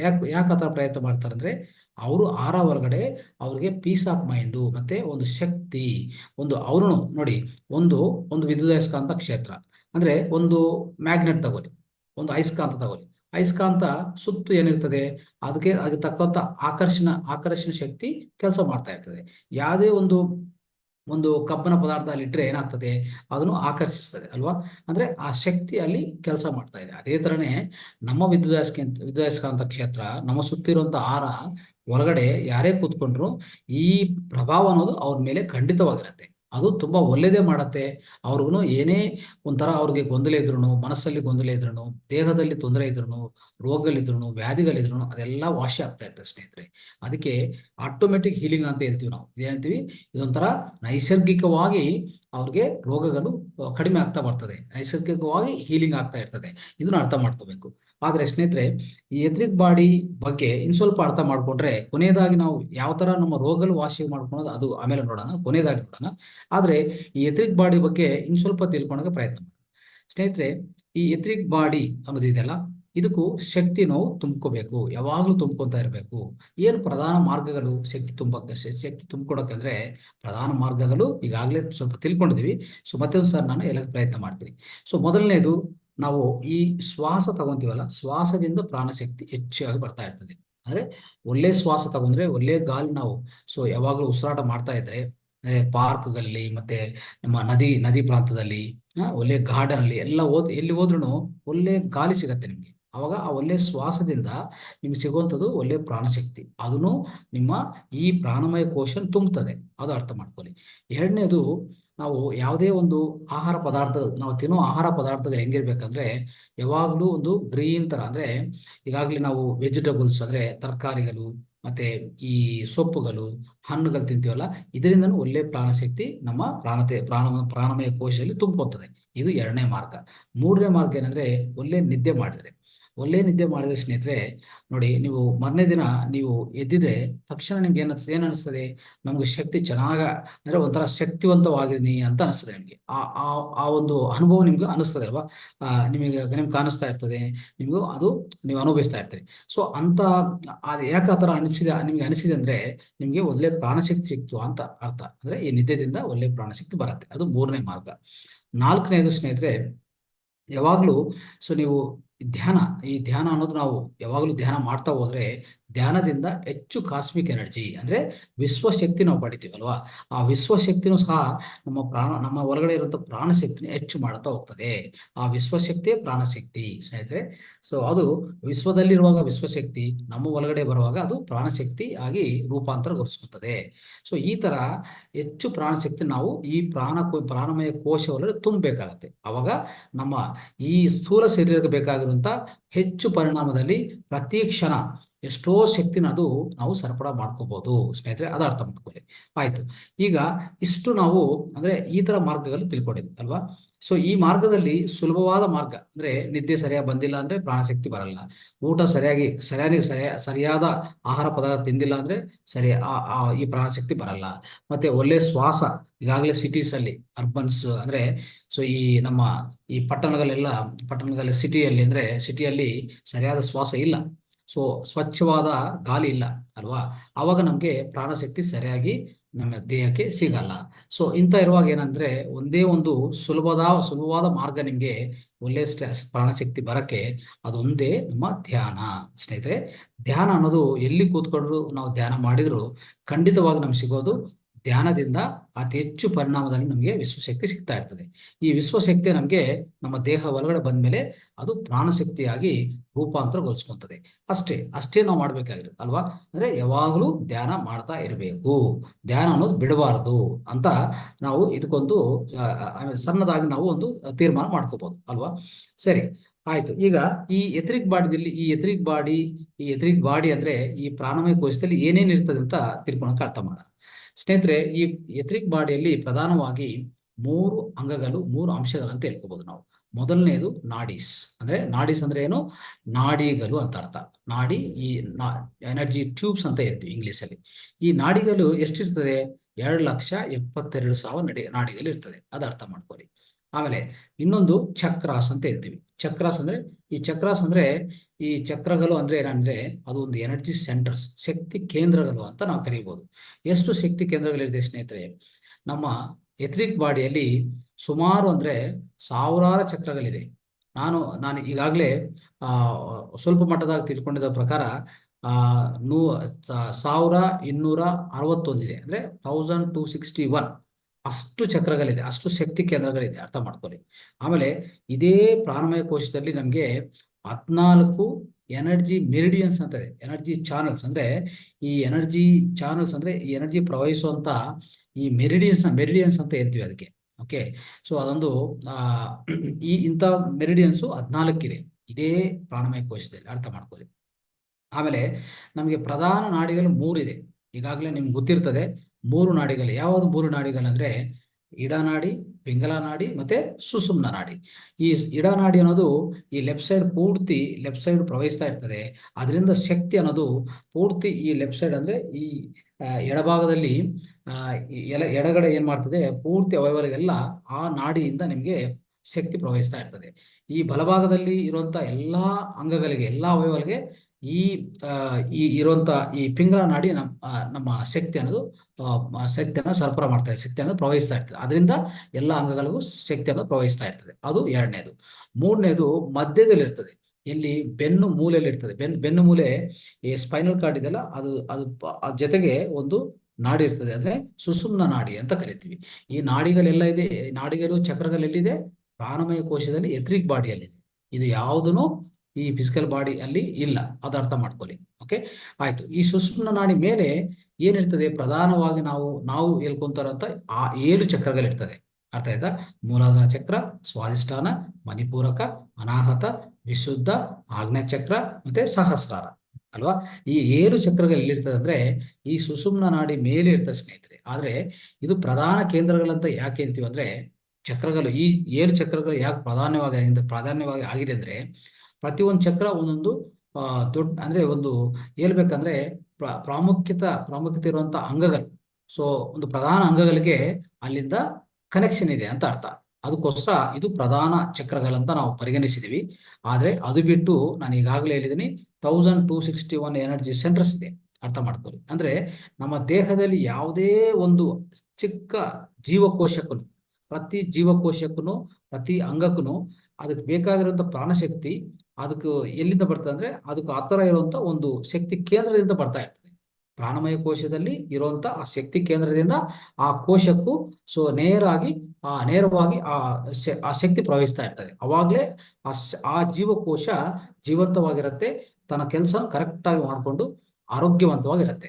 ಅವಾಗ ನಮ್ಮ ಆರೋಗ್ಯನೂ ಚೆನ್ನಾಗಿರ್ತದೆ. ಅಂದ್ರೆ ನಮ್ಮ ದೇಹ ಆರೋಗ್ಯನೂ ತುಂಬಾ ಚೆನ್ನಾಗಿ ನಾವು ಆರೋಗ್ಯವಂತವಾಗಿರ್ತೀವಿ ಅಲ್ವಾ. ಸೊ ಇದು ನಾವು ಅರ್ಥ ಮಾಡ್ಕೋಬೇಕಾಗಿದೆ. ಈ ತರ ಇಂಥ ಕೆಲಸ ಅನ್ನೋದು ಎನರ್ಜಿ ಬಾಡಿಯಲ್ಲಿ, ಈ ಎಥರಿಕ್ ಬಾಡಿಯಲ್ಲಿ ಇಷ್ಟೆಲ್ಲ ಅಂಶಗಳಿದೆ ಸ್ನೇಹಿತರೆ. ಈ ಜೊತೆಗೆ ಕೊನೆಯದಾಗಿ ಆರ ಅಂತ ಹೇಳಿದೀನಿ. ಆರಾನು ಈ ಎಥರಿಕ್ ಬಾಡಿ ಸಂಬಂಧಿತ ವಿಷಯ. ಅಂದ್ರೆ ಎಥರಿಕ್ ಬಾಡಿ ಸಂಬಂಧಿತ ಆರ ಅಂತ ಕರಿತೀವಲ್ಲ, ಅದನ್ನೇ ವಿದ್ಯುದಯಸ್ಕಾಂತ ಕ್ಷೇತ್ರ ಅಂತೀವಲ್ಲ, ಅದನ್ನು ಇದರಲ್ಲಿ ಭಾಗನೇ. ಇಷ್ಟೆಲ್ಲ ನಾವು ತಿಳ್ಕೊಂಡಿದ್ವಿ ಸ್ನೇಹಿತರೆ. ಈಗ ನೋಡಿ, ಮತ್ತೆ ಈ ಶಕ್ತಿ ಅನ್ನೋದು ಎಲ್ಲಿಂದ ಯಾವ ತರ ಹರಿತಾ ಇರ್ತದೆ ನೋಡೋಣ. ಸೊ ಮೊದಲನೇದಾಗಿ ಸ್ನೇಹಿತರೆ, ನಾವು ಆತ್ಮನ ಧರಿಸಿದೀವಿ. ಅಂದ್ರೆ ಆತ್ಮನು ಧರಿಸಿಸ್ಕೊಂಡು ಬಂದಿದೀವಿ. ಆತ್ಮ ಅನ್ನೋದು ನಮಗೂ ಸೊ ಏನಾಗ್ತದೆ, ಆತ್ಮ ಅನ್ನೋದು ಒಂಥರ ನಮ್ಮ ಕೇಂದ್ರ, ಅದು ಪ್ರಧಾನ ಕೇಂದ್ರ. ಅದು ಸುತ್ತು ಇಷ್ಟು ಶರೀರಗಳಿದೆ. ಈಗಾಗಲೇ ಹೇಳ್ಕೊಂಡಿರೋ ಪ್ರಕಾರ ಈ ಫಿಸಿಕಲ್ ಅಂದ್ರೆ ಸ್ಥೂಲ ಶರೀರ ಸೇರ್ಕೊಂಡ್ರೆ 7 ಶರೀರಗಳಾಗ್ತದೆ, ಈಗಾಗಲೇ ತಿಳ್ಕೊಂಡಿದ್ವಿ. ಆದರೆ ನಾವು ಪ್ರಧಾನವಾಗಿ ಏನು ನಾವು ಅರ್ಥ ಮಾಡ್ಕೋಬೇಕಾದ್ರೆ ಅಂದ್ರೆ, ಯಾವುದೇ ಈ ಯಾವುದೇ ವಿಶ್ವಶಕ್ತಿ ಈ ಬ್ರಹ್ಮರಂಧ್ರದಿಂದ ಬಂದ್ರೆ ಮೊದಲನೇದಾಗಿ ಏನಾಗ್ತದೆ ಗೊತ್ತಾ? ಮೊದಲನೇದಾಗಿ ಯಾವಾಗ ನಮ್ಮ ಅಂದ್ರೆ ಈ ಬ್ರಹ್ಮರಂಧ್ರ ಒಳಗಡೆ ಈ ವಿಶ್ವಶಕ್ತಿ ನಮ್ಮ ಒಳಗಡೆ ಬರಬೇಕು, ಬಂದ್ರೆ ಹೆಚ್ಚು ಪರಿಣಾಮದಲ್ಲಿ ಬಂದ್ರೆ ಅದು ಹೋಗಿ ನಮ್ಮ ಪ್ರಾಣಮಯ ಕೋಶದಲ್ಲಿ ನಮ್ಮ ಶಕ್ತಿ ಹೆಚ್ಚು ಮಾಡ್ತಾ ಹೋಗ್ತದೆ. ಹೆಚ್ಚು ಮಾಡ್ತಾ ಹೋದ್ರೆ ಅಂದ್ರೆ ಈ ಪ್ರಾಣಶಕ್ತಿನ ತುಂಬ್ತಾ ಇರ್ತದೆ ಅಂತ ನಾವು ಅರ್ಥ ಮಾಡ್ಕೊಂಡಿದ್ವಿ. ಆದ್ರೆ ಆ ಪ್ರಾಣಶಕ್ತಿ ಅಷ್ಟು ಸುಲಭವಾಗಿ ಒಳಗಡೆ ಬರಲ್ಲ. ಯಾಕಂದ್ರೆ ನಮ್ಗೆ ಏನು ಅಡ್ಡವಾಗಿರ್ತದೆ ಅಂದ್ರೆ ಒಳಗಡೆ ಇರುವಂತ ಮನೋಮಯ ಕೋಶ, ಅದೇ ಆಸ್ಟ್ರಲ್ ಬಾಡಿ. ಆಸ್ಟ್ರಲ್ ಬಾಡಿ ಇದೆಲ್ಲ, ಈ ಎಥರಿಕ್ ಬಾಡಿ ಮೇಲೆ ಇರೋದು ಆಸ್ಟ್ರಲ್ ಬಾಡಿ, ಅದೇ ಸೂಕ್ಷ್ಮ ಶರೀರ ಅಂತ ಕರಿತೀವಿ. ಆ ಸೂಕ್ಷ್ಮ ಶರೀರ ಒಳಗಡೆ ಈಗಾಗಲೇ ಇಂದಿನ ಕ್ಲಾಸಲ್ಲಿ ನಾವು ತಿಳ್ಕೊಂಡಿದ್ವಿ. ಈ ಸೂಕ್ಷ್ಮ ಶರೀರ ಆಸ್ಟ್ರಲ್ ಬಾಡಿ ಒಳಗಡೆ 19 ಒಂದು ಅಂಗಗಳಿದೆ, ಪಾರ್ಟ್ಸ್ ಇದೆ. ಅದರಲ್ಲಿ ಪ್ರಧಾನವಾಗಿರೋದು ಮೈಂಡ್ ಅಂದ್ರೆ ಮನಸ್ಸು, ಅದೇ ಮನೋಮಯ ಕೋಶ ಅಂತ ನಾವು ಕರಿತೀವಿ ಅದಕ್ಕೆ. ಸೊ ಆ ಮನೋಮಯ ಕೋಶ ಅನ್ನೋದು ಅಡ್ಡವಾಗಿರುತ್ತೆ ಸ್ನೇಹಿತರೆ. ಈ ಮನೋಮಯ ಕೋಶ ಏನ್ ಮಾಡ್ತದೆ, ನಮ್ಮ ಯಾವುದೇ ವಿಶ್ವಶಕ್ತಿ ನಮ್ಮ ಒಳಗಡೆ ಪ್ರವೇಶಿಸಕ್ಕೆ ಅದು ಅನುಮತಿ ಕೊಡಲ್ಲ, ಅಂದ್ರೆ ಯಾವುದು ಪರ್ಮಿಷನ್ ಕೊಡಲ್ಲ. ಅದಕ್ಕೆ ವಿಶ್ವಶಕ್ತಿ ನಮ್ಮ ಒಳಗಡೆ ಪ್ರವೇಶಿಸಲ್ಲ. ಅವಾಗ ಏನ್ ಮಾಡ್ಬೇಕು ನಾವು? ಧ್ಯಾನದಲ್ಲಿ ಕೂತ್ಕೊಂಡು ಈ ಮನೋಮಯ ಕೋಶನ ಪೂರ್ತಿ ಶೂನ್ಯ ಮಾಡ್ಬಿಟ್ರೆ ಅವಾಗ ಏನಾಗ್ತದೆ, ಈ ವಿಶ್ವಶಕ್ತಿಗೆ ಯಾವುದೂ ಅಡ್ಡ ಇಲ್ಲ. ಸೊ ನೇರವಾಗಿ ಒಳಗಡೆ ಪ್ರವೇಶಿಸಕ್ಕೆ ಅವಕಾಶ ಇದೆ. ಅದೊಂದೇ ಇಲ್ಲ ಸ್ನೇಹಿತರೆ, ಇನ್ನೂ ಹೆಚ್ಚಾಗಿ ಇನ್ನೂ ಸ್ವಲ್ಪ ಆಳವಾಗಿ ತಿಳ್ಕೊಬೇಕಂದ್ರೆ ಏನಾಗ್ತದೆ, ನಮ್ಮ ನಮ್ಮ ಒಳಗಡೆ ಇರುವಂತ ಆತ್ಮ, ಪ್ರಧಾನವಾಗಿ ಆತ್ಮ. ಈ ಆತ್ಮ ಅನ್ನೋದು ಯಾವಾಗಲೂ ಆತ್ಮ ಅನ್ನೋದು ನೋಡಿ, ಆತ್ಮ ಅನ್ನೋದು ಏನಂದ್ರೆ ಅದು ಈ ಲೋಕಕ್ಕೆ ಸಂಬಂಧಿತ ಅಂಶ ಅಲ್ಲ, ಅದು ಪರಲೋಕಕ್ಕೆ ಸಂಬಂಧಿಸಿದ ಅಂಶ. ಅಂದ್ರೆ ನಮ್ಮ ಇಡೀ ಏನ್ ಹೇಳ್ತೀವಿ ಅಂದ್ರೆ ಪರಲೋಕ ಮತ್ತೆ ಈ ಆಧ್ಯಾತ್ಮಿಕ ಲೋಕಕ್ಕೆ ಆಧ್ಯಾತ್ಮಿಕ ಲೋಕಗಳಿಗೆ ಸಂಬಂಧಿಸಿದ ಅಂಶ ಅಲ್ವಾ. ಅವಾಗ ಅಂತ ಅಂಶ ಏನಾಗ್ತದೆ, ಈ ದೇಹದ ಒಳಗಡೆ ಬಂದ್ಮೇಲೆ ಅದೇನಾಗ್ತದೆ, ಪರಿಮಿತ ಆಗ್ಬಿಡ್ತದೆ. ದೇಹ ಒಳಗಡೆ ಬಂದ್ಮೇಲೆ ಪರಿಮಿತ. ಆದ್ರೆ ಯಾವಾಗ ಮನಸ್ಸು ಶೂನ್ಯ ಮಾಡ್ತೀವೋ ಇಮ್ಮಿಡಿಯೇಟ್ ತಕ್ಷಣ ಅದು ಅಪರಿಮಿತ ಆಗತ್ತೆ. ತಕ್ಷಣ ಅಪರಿಮಿತ ಅಂದ್ರೆ ಏನಾಗಿದೆ? ಅಪರಿಮಿತ ಅಂದ್ರೆ ಏನಾಗಿಲ್ಲ, ಇಡೀ ವಿಶ್ವಕ್ಕೆ ಅದಕ್ಕೂ ಸಂಬಂಧಿತ ಒಂದು ಸಂಪರ್ಕ ಸ್ಟಾರ್ಟ್ ಆಗುತ್ತೆ.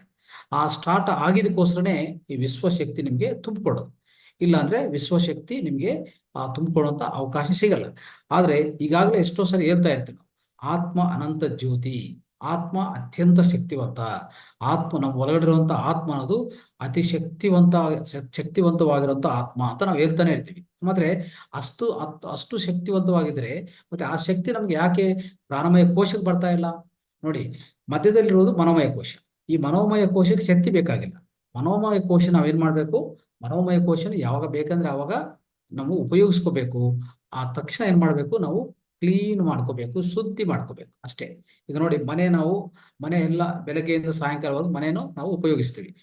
ಮತ್ತೆ ನೈಟ್ ಎಲ್ಲ, ಅದೇ ಬೆಳಗ್ಗೆಯಿಂದ ಸಾಯಂಕಾಲವರೆಗೂ ಆದ್ಮೇಲೆ ಮರನೇ ದಿನ ಬೆಳಗ್ಗೆ ಏನ್ ಮಾಡ್ತೀವಿ, ಶುಭ್ರ ಮಾಡ್ಕೊತೀವಿ ಅಲ್ವಾ, ಶುದ್ಧೀಕರಣ ಮಾಡ್ತೀವಿ. ಯಾಕೆ ಶುದ್ಧೀಕರಣ ಮಾಡ್ತೀವಿ ಅಂದ್ರೆ, ಶುದ್ಧೀಕರಣ ಮಾಡಿಲ್ಲ ಅಂದ್ರೆ ಅಲ್ಲಿ ಎಷ್ಟೋ ಮಾಲಿನ್ಯವಾದ ಸೇರ್ಕೊಂಡಿರ್ತದೆ. ಅದರಿಂದ ನಾವು ಮತ್ತೆ ಮರನೇ ದಿನ ನಾವು ಜೀವನ ಮಾಡಕ್ಕೆ ಸರಿಯಾಗಿ ಅದು ಕಂಫರ್ಟ್ ಆಗಲ್ಲ ಅಲ್ವಾ. ಅದೇ ತರ ಈ ಮನಸ್ಸು ಅನ್ನೋದು, ಮನೋಮಯ ಕೋಶನು ಯಾವಾಗಲೂ ಶುದ್ಧಿ ಮಾಡ್ತಾನೆ ಇರ್ಬೇಕು, ಪ್ರತಿ ದಿವಸ ಶುದ್ಧಿ ಮಾಡ್ಬೇಕು. ಈಗ ಯಾವಾಗ ಮನೋಮಯ ಕೋಶನ ಶುದ್ಧಿ ಮಾಡ್ಕೊಂತೀವೋ, ಅದು ಶುದ್ಧಿ ಮಾಡಬೇಕು. ಆಮೇಲೆ ನಮ್ಮ ಆತ್ಮ ಅನ್ನೋದು ಅಪರಿಮಿತವಾಗಿ ನಮ್ಮ ಇಡೀ ವಿಶ್ವಕ್ಕೆ ಕನೆಕ್ಟ್ ಆಗ್ತದೆ. ಯಾವಾಗ ನೀವು ಈ ಮನೋಮಯ ಕೋಶನು ಶೂನ್ಯ ಮಾಡುವಾಗ, ಯಾವಾಗ ಇದು ಶೂನ್ಯ ಮಾಡ್ತಿರೋ, ಆ ಅಪರಿಮಿತ ಅನಂತ ಶಕ್ತಿ ಇರುವಂತ ಆತ್ಮ ಏನ್ ಮಾಡ್ತದೆ, ತನ್ನ ಶಕ್ತಿನೂ ಎಲ್ಲಿಗೆ ಪ್ರಸಾರ ಮಾಡತ್ತೆ, ನಮ್ಮ ಈ ಎನರ್ಜಿ ಬಾಡಿ, ಎಥರಿಕ್ ಬಾಡಿಗೆ ಸರಬರಾಜು ಮಾಡುತ್ತೆ. ಅಂದ್ರೆ ಅಲ್ಲಿ ಪ್ರವಹಿಸ್ತದೆ ಪೂರ್ತಿ. ಈ ಆತ್ಮಶಕ್ತಿ, ಇದು ಆತ್ಮಶಕ್ತಿನೇ. ವಿಶ್ವಶಕ್ತಿ ಅಂದ್ರೆ ನಾವು ಅನ್ಕೊಂತೀವಿ ವಿಶ್ವಶಕ್ತಿ ಬೇರೆ, ಆತ್ಮಶಕ್ತಿ ಬೇರೆ, ಇದೆಲ್ಲ ಒಂಥರ ಗೊಂದಲ ಇದೆ. ಸೊ ವಿಶ್ವಶಕ್ತಿ, ಆತ್ಮಶಕ್ತಿ ಎಲ್ಲ ಒಂದೇ. ಆತ್ಮಕ್ಕಿರುವಂಥದ್ದೇ ಆ ಶಕ್ತಿ, ಅದೇ ವಿಶ್ವಶಕ್ತಿ, ಎಲ್ಲ ಅದೇ. ಆದ್ರೆ ಆ ಶಕ್ತಿ ಅನ್ನೋದು ಈಗ ನಮ್ಗೆ ಕಾಣಿಸ್ತಾ ಇಲ್ಲ. ಯಾಕಂದ್ರೆ ನಮ್ಮ ಮನಸ್ಸು ಗೊಂದಲವಾಗಿದೆ, ಮನಸ್ಸು ಅಡ್ಡವಾಗಿದೆ. ಎಷ್ಟೋ ಯೋಚನೆಗಳು, ನಕಾರಾತ್ಮಕ ಯೋಚನೆಗಳು, ಸಕಾರಾತ್ಮಕ ಯೋಚನೆಗಳು, ಯಾವುದೇ ಯೋಚನೆ ಇರಲಿ, ಯಾವ ಯೋಚನೆ ಇದ್ರೂ ಪರವಾಗಿಲ್ಲ, ಆ ಯೋಚನೆ ಅನ್ನೋದು ಏನ್ ಮಾಡ್ತದೆ, ನಿಮ್ಮ ಮನಸ್ಸು ಅಡ್ಡವಾಗಿದ್ದು, ಅಂದ್ರೆ ಆ ಯೋಚನೆಗಳು ಅಡ್ಡವಾಗಿರ್ತದೆ. ಅವಾಗ ನಿಮ್ಮ ಈ ಆತ್ಮಶಕ್ತಿ ಅನ್ನೋದು ನಮ್ಮ ಪ್ರಾಣಮಯ ಕೋಶಕ್ಕೂ ಎಥರಿಕ್ ಬಾಡಿಗೂ ಸರಫರ ಆಗಲ್ಲ. ಅದು ಅರ್ಥ ಮಾಡ್ಕೊಳ್ಳಿ. ಅದಕ್ಕೋಸ್ಕರನೇ ಈ ಮೆಡಿಟೇಷನ್ ಅಲ್ಲಿ, ಧ್ಯಾನದಲ್ಲಿ ಕೂತ್ಕೊಂಡು ಆರಾಮಾಗಿ ಕೂತ್ಕೊಂಡು ಏನ್ ಮಾಡ್ತೀವಿ, ನಮ್ಮ ಮನೋಮಯ ಕೋಶನ ನಾವು ಪೂರ್ತಿ ಶೂನ್ಯ ಮಾಡ್ಕೋತೀವಿ, ಸ್ವಚ್ಛಗೊಳಿಸ್ಕೊತೀವಿ, ಶುದ್ಧೀಕರಣ ಮಾಡ್ತೀವಿ. ತಕ್ಷಣ ಏನಾಗ್ತದೆ, ನಮ್ಮ ಒಳಗಡೆ ಇರುವಂತ ಈ ಆತ್ಮಶಕ್ತಿ ಎಲ್ಲಿಗೆ ಪ್ರವಹಿಸ್ತದೆ, ನಮ್ಮ ಎನರ್ಜಿ ಬಾಡಿ ಅಂದ್ರೆ ಎಥರಿಕ್ ಬಾಡಿಗೆ ಪ್ರವಹಿಸ್ತದೆ. ಅವಾಗ ನಮ್ಮ ಎಥರಿಕ್ ಬಾಡಿ ಈ ಶಕ್ತಿಯಿಂದ ತುಂಬಿಕೊಂತದೆ. ನೋಡಿ, ಈ ತರ ಆಗುವಾಗ ಓಕೆ ಆಯ್ತು, ನಾವು ಒಳ್ಳೆ ಶಕ್ತಿ ನಾವು ಪಡಿತೀವಿ. ಈಗ ಪಡೆದಿದ್ರೆ ಮತ್ತೆ ರೋಗಗಳು ಹೆಂಗ್ ವಾಶ ಆಗತ್ತೆ ಸ್ನೇಹಿತರೆ? ಸೊ ಒಂದು ವಾಕ್ಯನೇ ಇದೆ, ಏನದು, ಪೂರ್ವ ಜನ್ಮ ಕೃತಂ ಪಾಪಂ ವ್ಯಾಧಿ ರೂಪೇಣ ಪೀಡ್ಯತೆ. ಇದು ನಮ್ಗೆಲ್ಲರಿಗೂ ಗೊತ್ತಿರೋ ವಿಷಯ ಅಲ್ವಾ. ಅಂದ್ರೆ ಪ್ರತಿ ಪೂರ್ವಜನ್ಮ ಕರ್ಮಗಳು, ಅದು ರೋಗಗಳು, ಅಂದ್ರೆ ಪಾಪ ಕರ್ಮಗಳು ರೋಗಗಳಾಗಿ ಸಂಕ್ರಮಿಸ್ತದೆ. ಅಂದ್ರೆ ಅದೆಲ್ಲ ಎಲ್ಲಿ ಸೇರ್ಕೊಂಡಿರ್ತದೆ, ಅದು ಸ್ನೇಹಿತರೆ ಪ್ರತಿ ಪೂರ್ವಜನ್ಮ ಕರ್ಮಗಳು, ಕೆಟ್ಟ ಕರ್ಮಗಳು ಏನೇನ್ ಮಾಡಿದ್ವೋ ಅದೆಲ್ಲಾನು ನಮ್ಮ ಉಪಚೇತನ ಮನಸ್ಸು, ನಮ್ಮ ಆತ್ಮ ಜೊತೆಗೆ ಇನ್ನೊಂದಿದೆ, ಆತ್ಮ ಜೊತೆಗೆ ಪ್ರಜ್ಞಾ ಮನಸ್ಸು ಒಂದೇ ಇರ್ತದೆ, ಅದೇ ಸಬ್ ಕಾನ್ಶಿಯಸ್ ಮೈಂಡ್. ಅದ್ರ ಒಳಗಡೆ ಈ ಎಲ್ಲಾ ಮಾಲಿನ್ಯ, ಎಲ್ಲಾ ಕೆಟ್ಟ ಕರ್ಮಗಳು ಅದ್ರ ಒಳಗಡೆ ಇರುತ್ತೆ. ಮತ್ತೆ ಈ ಕೆಟ್ಟ ಕರ್ಮಗಳು ಹೋಗಿ ಎಲ್ಲಿ ಸೇರ್ಕೊಂತದೆ, ಅಂದ್ರೆ ಒಂದು ಟೈಮ್ ಟು ಟೈಮ್, ಅಂದ್ರೆ ಈ ಸಮಯಕ್ಕೆ ಇಷ್ಟು ಕರ್ಮಗಳು, ಈ ಸಮಯಕ್ಕೆ ಇಷ್ಟು ಸಮಯ ಕರ್ಮಗಳು ನೋಡಿದ್ರೆ ಅದೆಲ್ಲ ಎಲ್ಲಿಗೆ ಹೋಗ್ತಂದ್ರೆ ಈ ಎನರ್ಜಿ ಬಾಡಿ, ಎಥರಿಕ್ ಬಾಡಿ ಒಳಗಡೆ ಸೇರ್ಕೊಂತ ಇರ್ತದೆ. ಮತ್ತೆ ಯಾವ ಪದ್ಧತಿಯಲ್ಲಿ ಸೇರ್ಕೊಂತದೆ, ಯಾರು ಇದೆಲ್ಲ ನಿಯಂತ್ರಿಸೋದು ಅಂದ್ರೆ ನಾವಲ್ಲ, ಪೂರ್ತಿ ನಿಯಂತ್ರಿಸೋದು ನಮ್ಮ ಪರಮಾತ್ಮ. ನಮ್ಮ ಪರಮಾತ್ಮ ನನ್ನ ಸೃಷ್ಟಿಸಿರುವಂತ, ಈ ಆತ್ಮನ ಸೃಷ್ಟಿ ಮಾಡಿರುವಂತ ಆ ಪರಮಾತ್ಮ ಏನ್ ಮಾಡ್ತಾನೆ, ಈ ಸಬ್ ಕಾನ್ಶಿಯಸ್ ಮೈಂಡ್ ಒಳಗಡೆ ಸೇರ್ಕೊಂಡಿರಂತ, ಈಗಾಗಲೇ ಅಂಟ್ಕೊಂಡಿರಂತ ಈ ಹಿಂದಿನ ಜನ್ಮ ಕೆಟ್ಟ ಕರ್ಮಗಳು, ಈಗ ಕೆಟ್ಟ ಕರ್ಮವನ್ನು ಸ್ವಲ್ಪ ಸ್ವಲ್ಪ ಕೊಡ್ತಾ ಬರ್ತಾನೆ. ನಾವು 10 ವರ್ಷಕ್ಕೆ ಒಂದು ರೋಗ ಅನುಭವಿಸ್ತಾ ಇರ್ತೀವಿ, ಇನ್ನೊಂದು 20 ವರ್ಷಕ್ಕೆ ಇನ್ನೊಂದು ತರ ರೋಗ ಬರುತ್ತೆ, 30 ವರ್ಷಕ್ಕೆ ಅತಿ ದೊಡ್ಡ ರೋಗ ಬರುತ್ತೆ, 50 ವರ್ಷಕ್ಕೆ ಇನ್ನೂ ಏನೋ ರೋಗಗಳು ಬರ್ತದೆ. ಸೊ ಇನ್ನೂ ಕಷ್ಟಗಳು ಬರ್ತದೆ, ನಷ್ಟಗಳು, ದುಃಖಗಳು ಎಲ್ಲ ಬರ್ತಾ ಇರ್ತದೆ. ಎಲ್ಲಿಂದ ಬರುತ್ತೆ ಇದೆಲ್ಲ ಅಂದ್ರೆ, ನಿಮ್ಮ ಉಪಚೇತನ ಮನಸ್ಸಿಂದ ಸ್ವಲ್ಪ ತೆಗೆದು ಈ ಈ ಈ ಈ ಪ್ರಾಣಮಯ ಕೋಶ ಇದೆಲ್ಲ ಈ ಎಥರಿಕ್ ಬಾಡಿ ಒಳಗಡೆ ಸೇರ್ಕೊತಾ ಇರ್ತದೆ. ಅವೆಲ್ಲ ಸೇರ್ಕೊಂಡಿರುವಂತ ಈ ಕರ್ಮಗಳು ಏನಾಗಿ ರೂಪುಗೊಳ್ಸ್ಕೊಂತಂದ್ರೆ, ಏನಾಗಿ ಪರಿವರ್ತನೆ ಆಗ್ತದಂದ್ರೆ, ನಮ್ಮ ಪ್ರಾಣಮಯ ಕೋಶದಲ್ಲಿ ಅಂದ್ರೆ ಈ ಈ ನಾಡಿಗಳಿದೆಲ್ಲ, ನಾಡಿಗಳ ಒಳಗಡೆ ಒಂದು ಅಡ್ಡಂಕಿಯಾಗಿ, ಅಂದ್ರೆ ಬ್ಲಾಕ್ಸ್ ತರ ಕ್ರಿಯೇಟ್ ಆಗುತ್ತೆ ಸ್ನೇಹಿತರೆ. ಹೋಗಿ ಇದು ಶಕ್ತಿ ಪ್ರವಾಹ ಆಗ್ತಾ ಇರ್ತದಲ್ಲ, ಆ ಶಕ್ತಿಗೆ ಅಡ್ಡದಾಗಿ ಒಂದು ಬ್ಲಾಕ್ಸ್ ತರ ಕ್ರಿಯೇಟ್ ಆಗುತ್ತೆ, ಎನರ್ಜಿ ಬ್ಲಾಕ್ಸ್ ಅಂತ ಕರಿತೀವಿ ನಾವು. ಆಗ ಈ ಎನರ್ಜಿ ಬ್ಲಾಕ್ಸ್ ತರ ಅಲ್ಲಿ ಯಾವಾಗ ಉತ್ಪನ್ನ ಆಗತ್ತೋ, ಅದನ್ನೇ ಏನಾಗ್ತದೆ, ಒಂದು ರೋಗವಾಗಿ ಸಂಕ್ರಮಿಸ್ತದೆ. ಯಾಕಂದ್ರೆ ನೋಡಿ, ಯಾವುದೇ ಒಂದು ಎನರ್ಜಿ ಟ್ಯೂಬ್ ಅಲ್ಲಿ ಯಾವ ಎನರ್ಜಿ ನಾಡಿ ಒಳಗಡೆ ಈ ಕರ್ಮ ಹೋಗಿ ಸೇರ್ಕೋಬೇಕನ್ನೋದು ಅದು ನಿಮ್ಮ ನಿಯಂತ್ರಣ ಇಲ್ಲ. ಅಂದ್ರೆ ನಮ್ಗೆ ಗೊತ್ತಿರುವಂತ ವಿಷಯ ಅಲ್ಲ, ನಮ್ಗೂ ಗೊತ್ತಾಗಲ್ಲ ಮೊದಲನೇದು. ಯಾಕಂದ್ರೆ ಇದೆಲ್ಲ ನಿಯಂತ್ರಿಸೋದು ನೈಸರ್ಗಿಕ, ಅಂದ್ರೆ ಪ್ರಕೃತಿ, ಇಲ್ಲಾಂದ್ರೆ ನಮ್ಮ ತಂದೆ, ಇಲ್ಲಾಂದ್ರೆ ನಾವು ಅನ್ಕೊಳ್ಬೋದು ನಮ್ಮ ದೇವರು ಅಂತ ಹೇಳ್ಕೋಬಹುದು. ಸೊ ಅವರೇ ನಿಯಂತ್ರಿಸ್ತಾ ಇರ್ತಾರೆ. ಯಾವ ಕರ್ಮ ಹೋಗಿ ಯಾವ ಎನರ್ಜಿ ಟ್ಯೂಬ್ ಅಲ್ಲಿ ಯಾವ ನಾಡಿಯಲ್ಲಿ ಅಡ್ಡಂಕಿಯಾಗಿ ಕೂತ್ಕೋಬೇಕು ಅದೆಲ್ಲ ನಿರ್ಣಯ ಆಗ್ತದೆ. ಹೋಗಿ ಆ ನಾಡಿ ಒಳಗಡೆ ಈ ಅಡ್ಡಂಕಿಗಳು ಅಂದ್ರೆ ಈ ಎನರ್ಜಿ ಬ್ಲಾಕ್ಸ್ ಹೋಗಿ ಸೇರ್ಕೊಂತದೆ. ಅಂದ್ರೆ ಎಲ್ಲಾ ಕರ್ಮಲ್ ಹೋಗಿ ಅಲ್ಲಿ ಒಂದು ಎನರ್ಜಿ ಬ್ಲಾಕ್ಸ್ ತರ ಫಾರ್ಮ್ ಆಗ್ತದೆ. ಒಂದ್ಸರಿ ಅಲ್ಲಿ ಆ ತರ ಏರ್ಪಾಟ್ ಆಗುವಾಗ ಏನಾಗ್ತದೆ ಗೊತ್ತಾ, ಅಲ್ಲಿಂದ ಆ ಎನರ್ಜಿ ಯಾವ ಟ್ಯೂಬ್ಸ್ ಅಲ್ಲಿ ಯಾವ ಎನರ್ಜಿ ಯಾವ ಈ ಎನರ್ಜಿ ನಾಡೀಸಲ್ಲಿ ಎಲ್ಲೆಲ್ಲಿ ಎನರ್ಜಿ ಬ್ಲಾಕ್ ಆಗ್ತಾ ಇರ್ತದೋ ಅಲ್ಲಿಂದ ಅದಕ್ಕೆ ತಕ್ಕ ಅದಕ್ಕೆ ಅದಕ್ಕೂ ಸಂಬಂಧಿತ ಯಾವ ಅಂಗಗಳಿದೆಯೋ ಎಲ್ಲಾ ಅಂಗಗಳಿಗೂ ರೋಗನು ಸಂಕ್ರಮಿಸ್ತದೆ. ಯಾಕಂದ್ರೆ ಆ ಆ ಜೀವಕೋಶಗಳಿಗೆ ಆ ಅಂಗಗಳಿಗೆ ಸರಿಯಾಗಿ ಈ ಪ್ರಾಣಶಕ್ತಿ ಅನ್ನೋದು ಸರಬರಾಜ್ ಆಗಲ್ಲ, ಸರಿಯಾಗಿ ಪ್ರಾಣಶಕ್ತಿ ಪ್ರವಹಿಸಲ್ಲ. ಯಾಕಂದ್ರೆ ಅಲ್ಲಿ ಒಂದು ಅಡ್ಡಂಕಿಯಾಗಿ ಒಂದು ಎನರ್ಜಿ ಬ್ಲಾಕ್ ಆಗಿದೆ ಅಲ್ವಾ. ಸೊ ಈ ತರ ಆಗಿ ಸ್ನೇಹಿತರೆ ಪ್ರತಿಯೊಂದು ರೋಗ ತರ ಸಂಕ್ರಮಿಸ್ತದೆ. ಅಂದ್ರೆ ಈ ಎಲ್ಲಾ ಪಾಪಕರ್ಮಗಳು, ಇಂದಿನ ಜನ್ಮ ಪಾಪಕರ್ಮಗಳು ಏನಾಗ್ತದೆ ಈಗ ರೋಗವಾಗಿ ನಮಗೆ ಸಂಕ್ರಮಿಸ್ತಾ ಇರ್ತದೆ. ಅಂದ್ರೆ ಈ ಸ್ಥೂಲ ಶರೀರಕ್ಕೆ ರೋಗ ತರ ಕಾಣಿಸ್ತಾ ಇರ್ತದೆ. ಅದೇ ವ್ಯಾಧಿ ಅಂತ ನಾವು ಅನ್ಕೊಂತೀವಿ. ಅವಾಗ ನಾವೇನ್ ಅನ್ಕೊಂತೀವಿ, ಈ ವ್ಯಾಧಿ ಯಾಕೋ ಬಂದಿದೆ, ಯಾವ ವೈರಸ್ ಇಂದ ಬಂದೋ ಬ್ಯಾಕ್ಟೀರಿಯಿಂದ ಬಂದೋ, ಇಲ್ಲಾಂದ್ರೆ ಇನ್ನೇನೋ ನಾವು ಆಹಾರ ಸರಿಯಾಗಿ ತಿಂದಿಲ್ಲ, ಆಹಾರ ಜಾಸ್ತಿ ಹೆಚ್ಚು ತಿಂದಿವಿ, ಅಸಿಡಿಟಿ ಆಯ್ತು, ಇದಾಯ್ತು, ಏನೋ ಅನ್ಕೊಂತಾ ಇರ್ತೀವಿ. ಅದೆಲ್ಲ ನಮ್ಗೆ ಈ ಪಾಂಚಭೌತಿಕ ಅಂದ್ರೆ ಈ ಸ್ಥೂಲ ಪ್ರಪಂಚಕ್ಕೆ ಸಂಬಂಧಿತ ವಿಷಯಗಳು. ಆದ್ರೆ ಈ ಸೂಕ್ಷ್ಮ ಶರೀರ ಸೂಕ್ಷ್ಮವಾಗಿ ನೋಡಿದ್ರೆ, ಸಟಲ್ ಅಂತ ಹೇಳ್ತೀವಲ್ಲ, ಈ ಸೂಕ್ಷ್ಮವಾಗಿ ನೋಡಿದ್ರೆ ಇಷ್ಟು ಕಾರಣಗಳಿದೆ ಅಂತ ಅರ್ಥ ಮಾಡ್ಕೊಳ್ಳಿ ಅಲ್ವಾ. ಇದೆಲ್ಲ ನಮ್ಗೆ ಅರ್ಥ ಆಗಲ್ಲ. ಅದಕ್ಕೋಸ್ಕರ ಏನಂದ್ರೆ ಯಾರು ಧ್ಯಾನ ಮಾಡ್ತಾ ಹೋಗ್ತಾರೋ ಈ ಸೂಕ್ಷ್ಮ ಶರೀರ ಒಳಗಡೆ ಏನಾಗ್ತದೆ ಸ್ನೇಹಿತರೆ, ನಾವು ಈಗ ಧ್ಯಾನ ಮಾಡುವಾಗ ವಿಶ್ವಶಕ್ತಿ ನಮ್ಮ ಈ ಈ ಪ್ರಾಣಮಯ ಕೋಶಕ್ಕೆ ಸೇರ್ಕೊಂಡ ತಕ್ಷಣ ಏನಾಗ್ತದೆ, ಈಗಾಗಲೇ ಹೇಳ್ಕೊತಾ ಇದೀವಿ, ಪ್ರತಿ ನಾಡಿಯಲ್ಲಿರುವಂತ ಈ ಎನರ್ಜಿ ಬ್ಲಾಕ್ಸ್ನು ಪೂರ್ತಿ ತೆಗೆದಾಗ್ತದೆ. ಅಂದ್ರೆ ಅದು ವಾಶ್ ಔಟ್ ಮಾಡುತ್ತೆ. ಈಗ ಒಂದು ಪೈಪ್ ಇದೆ ಅಂತ ಇಟ್ಕೊಳ್ಳಿ, ಪೈಪ್ ಅಲ್ಲಿ ಅಡ್ಡವಾಗಿ ಒಂದು ಮಣ್ಣು ಸೇರ್ಕೊಂಡಿದೆ. ಈಗ ನೀರು ಹರಿತಾ ಇರುವಾಗ ಆ ಅಡ್ಡವಾಗಿ ಒಂದು ಏನಿರ್ತದೆ, ಈ ಮಣ್ಣು ಇರುತ್ತೆ. ಅದೇ ಈ ನೀರು ಹೆಚ್ಚಾಗಿ ನಾವು ಪ್ರವೇಶಿಸಿದ ಏನಾಗ್ತದೆ, ಆ ಅಡ್ಡವಾಗಿರುವಂತ ಈ ಮಣ್ಣೆಲ್ಲಾನು ಒಂಥರ ಒಟ್ಟು ಹೋಗ್ತದೆ ಅಲ್ವಾ, ಪೂರ್ತಿ ಖಾಲಿ ಆಗ್ತದೆ. ಅದೇ ತರ ನಮ್ಮ ಈ ಟ್ಯೂಬ್ಸ್ ಅಲ್ಲಿ ಎನರ್ಜಿ ನಾಡೀಸ್ ಅಲ್ಲಿರುವಂತ ಈ ಅಡ್ಡಂಕಿಗಳು ಏನೇನಿದೆಯೋ, ಈ ಶಕ್ತಿಗೆ ಅಡ್ಡಂಕಿಗಳು ಏನಿದೆಯೋ ಎಲ್ಲಾನು ಒಟ್ಟೋಗ್ತದೆ ಯಾವಾಗ ವಿಶ್ವಶಕ್ತಿ ನಮ್ಮ ಎನರ್ಜಿ ಈ ಪ್ರಾಣಮಯ ಕೋಶಕ್ಕೆ ತುಂಬಿಕೊಂಡಿದ್ಮೇಲೆ. ಸೊ ಅದು ನಾವು ಪ್ರತಿ ದಿವಸ ಹೆಚ್ಚಾಗಿ ಮಾಡ್ಕೊಂತಾನೆ ಇರ್ಬೇಕು. ಯಾವಾಗ ಹೆಚ್ಚಾಗಿ ಮಾಡ್ಕೊಂತ ಹೋಗ್ತೀವೋ ನಮ್ಮ ಮನೋಮಯ ಕೋಶ ಜೀರೋ ಆಗಿದೆ ಅಂದ್ರೆ ಶೂನ್ಯವಾಗಿದೆ, ತಕ್ಷಣ ಆ ಶಕ್ತಿ ನಮ್ಮ ಎನರ್ಜಿ ಬಾಡಿಗೆ ಸೇರ್ಕೊಂಡಿದೆ. ಅದ್ರ ಒಳಗಡೆ ಇರುವಂತ ಯಾವುದೇ ಅಡ್ಡಂಕಿಗಳೆಲ್ಲ ತೊಲಗಿಸಿದೆ, ಅಂದ್ರೆ ಎಲ್ಲ ರಿಮೂವ್ ಆಯ್ತು. ಸೊ ಎಲ್ಲ ಒಟ್ಟೋಯ್ತು. ಅವಾಗ ನಮ್ಮ ದೇಹ ಆರೋಗ್ಯ ಚೆನ್ನಾಗಿರ್ತದೆ. ಯಾಕಂದ್ರೆ ನಮ್ಗೆ ಒಳ್ಳೆ ಪ್ರಾಣಶಕ್ತಿ ಸಿಗ್ತಾ ಇದೆ. ಒಳ್ಳೆ ಪ್ರಾಣಶಕ್ತಿ ಸಿಗುವಾಗ ಯಾವುದೇ ಜೀವಕೋಶ ಸತ್ತೋಗಲ್ಲ. ಯಾವ ಜೀವಕೋಶ ಸತ್ತೋಗಲ್ಲ ಅಂದ್ರೆ ನಮ್ಮ ಆರೋಗ್ಯ ಯಾವಾಗ್ಲೂ ಚೆನ್ನಾಗಿರ್ತದೆ. ಈ ತರ ಸ್ನೇಹಿತರೆ ಯಾವುದೇ ಕರ್ಮಗಳು ಸಂಗ್ರಹಿಸಿಕೊಂಡೋದು ಮೊದಲನೇದಾಗಿ ನಮ್ಮ ಉಪಚೇತನ ಮನಸ್ಸಲ್ಲಿ ಇದ್ದು, ಅಲ್ಲಿಂದ ಸಂಗ್ರಹಿಸಿಕೊಂಡದ್ದು ಎಲ್ಲಿ ಅಂದ್ರೆ ನಮ್ಮ ಪ್ರಾಣಮಯ ಕೋಶದಲ್ಲಿ, ಎಥ್ರಿಕ್ ಬಾಡಿಯಲ್ಲಿ. ಅದನ್ನು ಈ ತರ ನಾವು ಸರಿಪಡಿಸ್ಕೋಬೇಕು ಧ್ಯಾನದಿಂದ. ನೀವು ಅರ್ಥ ಮಾಡ್ಕೋಬೇಕಾಗಿರೋದು ಪ್ರಾಧಾನ್ಯವಾಗಿ ಈ ತರ ಮಾಡ್ಕೋಬೇಕು ಸ್ನೇಹಿತರೆ. ಸೊ ಈ ತರ ಮಾಡ್ಕೊಂತ ಹೋದ್ರೆ ನಿಜವಾಗಿ ನಮ್ಮ ಆರೋಗ್ಯವನ್ನು ಕಾಪಾಡ್ಕೋಬಹುದು. ನಾವು ಭೌತಿಕವಾಗಿ ಆರೋಗ್ಯವಂತವಾಗಿರ್ಬೋದು. ಆರೋಗ್ಯವೇ ಮಹಾಭಾಗ್ಯ ಅಂತ ಹೇಳ್ತಾ ಇರ್ತೀವಿ ಅಲ್ವಾ. ಸೊ ಇದೊಂದೇ ಅಲ್ಲ ಸ್ನೇಹಿತರೆ, ಇನ್ನೇನಾಗ್ತದೆ, ಪ್ರತಿದಿನ ನಾವು ಮಾಡ್ತಾ ಇರೋಂಥ ಒಂದು ಆಹಾರ ವಿಧಾನಗಳು, ಆರೋಗ್ಯ ವಿಧಾನಗಳು ಏನಿದೆಯೋ ಅದರಿಂದನೂ ಸ್ವಲ್ಪ ಈ ಎನರ್ಜಿ ಬ್ಲಾಕ್ಸ್ ನಮಗೂ ಬರ್ತಾ ಇರ್ತದೆ. ಎಲ್ಲಿ ಪ್ರಾಣಮಯ ಕೋಶದಲ್ಲಿ ಅದರಿಂದನೂ ರೋಗಗಳು ಬರ್ತಾ ಇರ್ತದೆ. ಯಾವ ತರ ಅಂದ್ರೆ ನಾವು ತಿನ್ನೋ ಆಹಾರ ಸರಿ ಇಲ್ಲ, ಯಾವುದೇ ಒಳ್ಳೆ ತರಕಾರಿಗಳು ಮತ್ತೆ ಹಣ್ಣುಗಳು ಯಾವ್ದು ತಿನ್ನಲ್ಲ, ಯಾವಾಗಲೂ ಬಯಸಿದ ಆಹಾರ ತಿಂತೀವಿ. ಇಲ್ಲಾಂದ್ರೆ ನಾನ್ ವೆಜಿಟೇರಿಯನ್ ತಿಂತಾ ಇರ್ತಾರೆ ತುಂಬಾ ಜನ, ಎಷ್ಟೋ ಜನ ಅದನ್ನು ಅವ್ರಿಗೆ ಆ ತರ ಹ್ಯಾಬಿಟ್ಸ್ ಇರ್ತದೆ. ಅವಾಗ ಇಂಥ ಬೇರೆ ಬೇರೆ ಕೆಟ್ಟ ಆಹಾರ ಪದಾರ್ಥಗಳು ತಿನ್ನುವಾಗ, ಅಂದ್ರೆ ಜಾಸ್ತಿ ಸ್ವೀಟ್ ಇರೋ ಪದಾರ್ಥ ತಿನ್ನೋದು, ಈ ತರ ತಿನ್ನುವಾಗ ಏನಾಗ್ತದೆ ಖಂಡಿತವಾಗಿ ಸ್ನೇಹಿತರೆ ನಿಮ್ಗೆ, ಸೊ ಅದರಿಂದನೂ ನಿಮ್ಮ ಈ ಎನರ್ಜಿ ಬಾಡಿ, ಎಥ್ರಿಕ್ ಬಾಡಿಯಲ್ಲಿ ಸ್ವಲ್ಪ ಬ್ಲಾಕ್ಸ್ ಅನ್ನೋದು ಅಲ್ಲಿ ಕ್ರಿಯೇಟ್ ಆಗ್ತಾ ಇರ್ತದೆ. ಆ ಬ್ಲಾಕ್ಸ್ ಯಾವಾಗ ಕ್ರಿಯೇಟ್ ಆಗುತ್ತೋ ಅದರಿಂದನೂ ರೋಗಗಳು ಮತ್ತೆ ಬರ್ತಾ ಇರ್ತದೆ. ಅಂದ್ರೆ ಎರಡು ಕಾರಣಗಳಿದೆ. ಇಂದಿನ ಜನ್ಮ ಜೀವನ ಶೈಲಿ, ಮತ್ತೆ ಆಹಾರ ವ್ಯವಹಾರಗಳು, ಮತ್ತೆ ಆಹಾರ ವಿಧಾನಗಳು ಮತ್ತೆ ವ್ಯವಹಾರ ಶೈಲಿ. ಅಂದ್ರೆ ನಾವು ಏನ್ ಮಾತಾಡ್ತೀವಿ, ಸೊ ಯಾವುದೇ ಒಂದು ಅನ್ನೆಸರಿಯಾಗಿ ಅಂದ್ರೆ ಅನವಶ್ಯಕತೆ ಏನಾದ್ರು ಮಾತಾಡ್ತೀವ, ನಕಾರಾತ್ಮಕವಾಗಿ ಮಾತಾಡ್ತೀವ, ಇಲ್ಲಾಂದ್ರೆ ಒಂಥರ ಭಯಾನಕರ ಮಾತಾಡೋದು, ಇನ್ನೊಬ್ಬರ ಮೇಲೆ ದ್ವೇಷ, ಅಸೂಯ, ಕೋಪ, ಕ್ರೋಧ ಇದೆಲ್ಲ ಇಟ್ಕೊಂತೀವ, ಎಲ್ಲಾನು ಏನಾಗ್ತದೆ ಗೊತ್ತಾ, ಸೊ ಕೊನೆಯದಾಗಿ ನಮ್ಮ ಈ ಈ ಪ್ರಾಣಮಯ ಕೋಶಕ್ಕೆ ಬಂದು ಒಂದು ಎನರ್ಜಿ ಬ್ಲಾಕ್ಸ್ ತರ ಕ್ರಿಯೇಟ್ ಆಗುತ್ತೆ ಸ್ನೇಹಿತರೆ. ಅದರಿಂದ ಮತ್ತೆ ರೋಗಗಳು ಸಂಕ್ರಮಿಸ್ತದೆ. ಯಾವುದಕ್ಕೆ? ನಮ್ಮ ಈ ಎನರ್ಜಿ, ಈ ಫಿಸಿಕಲ್ ಬಾಡಿಗೆ. ಇದು ಅರ್ಥ ಮಾಡ್ಕೊಂಡ್ರೆ ಖಂಡಿತವಾಗಿ ನಮ್ಮ ಎನರ್ಜಿ ಬಾಡಿ ಅಂದ್ರೆ ಎಥರಿಕ್ ಬಾಡಿನ ಯಾವಾಗ್ಲೂ ಶಕ್ತಿವಂತವಾಗಿ ಇಟ್ಕೋಬೇಕು ಅಂತ ಇಂದಿನ ಕಾರ್ಯಕ್ರಮದಿಂದ ತಮ್ಗೆಲ್ಲರಿಗೂ ನಾನು ತಿಳಿಸಕ್ಕೆ ಪ್ರಯತ್ನ ಮಾಡಿದ್ದೀನಿ ಸ್ನೇಹಿತರೆ. ಸೊ ಈ ತರ ನಾವು ಮಾಡ್ಕೊಂಡು ಹೋದ್ರೆ ಖಂಡಿತವಾಗಿ ನಮ್ಮ ಜೀವನ ನಮ್ಮ ಕೈ ಒಳಗಡೆ ಇರ್ತದೆ.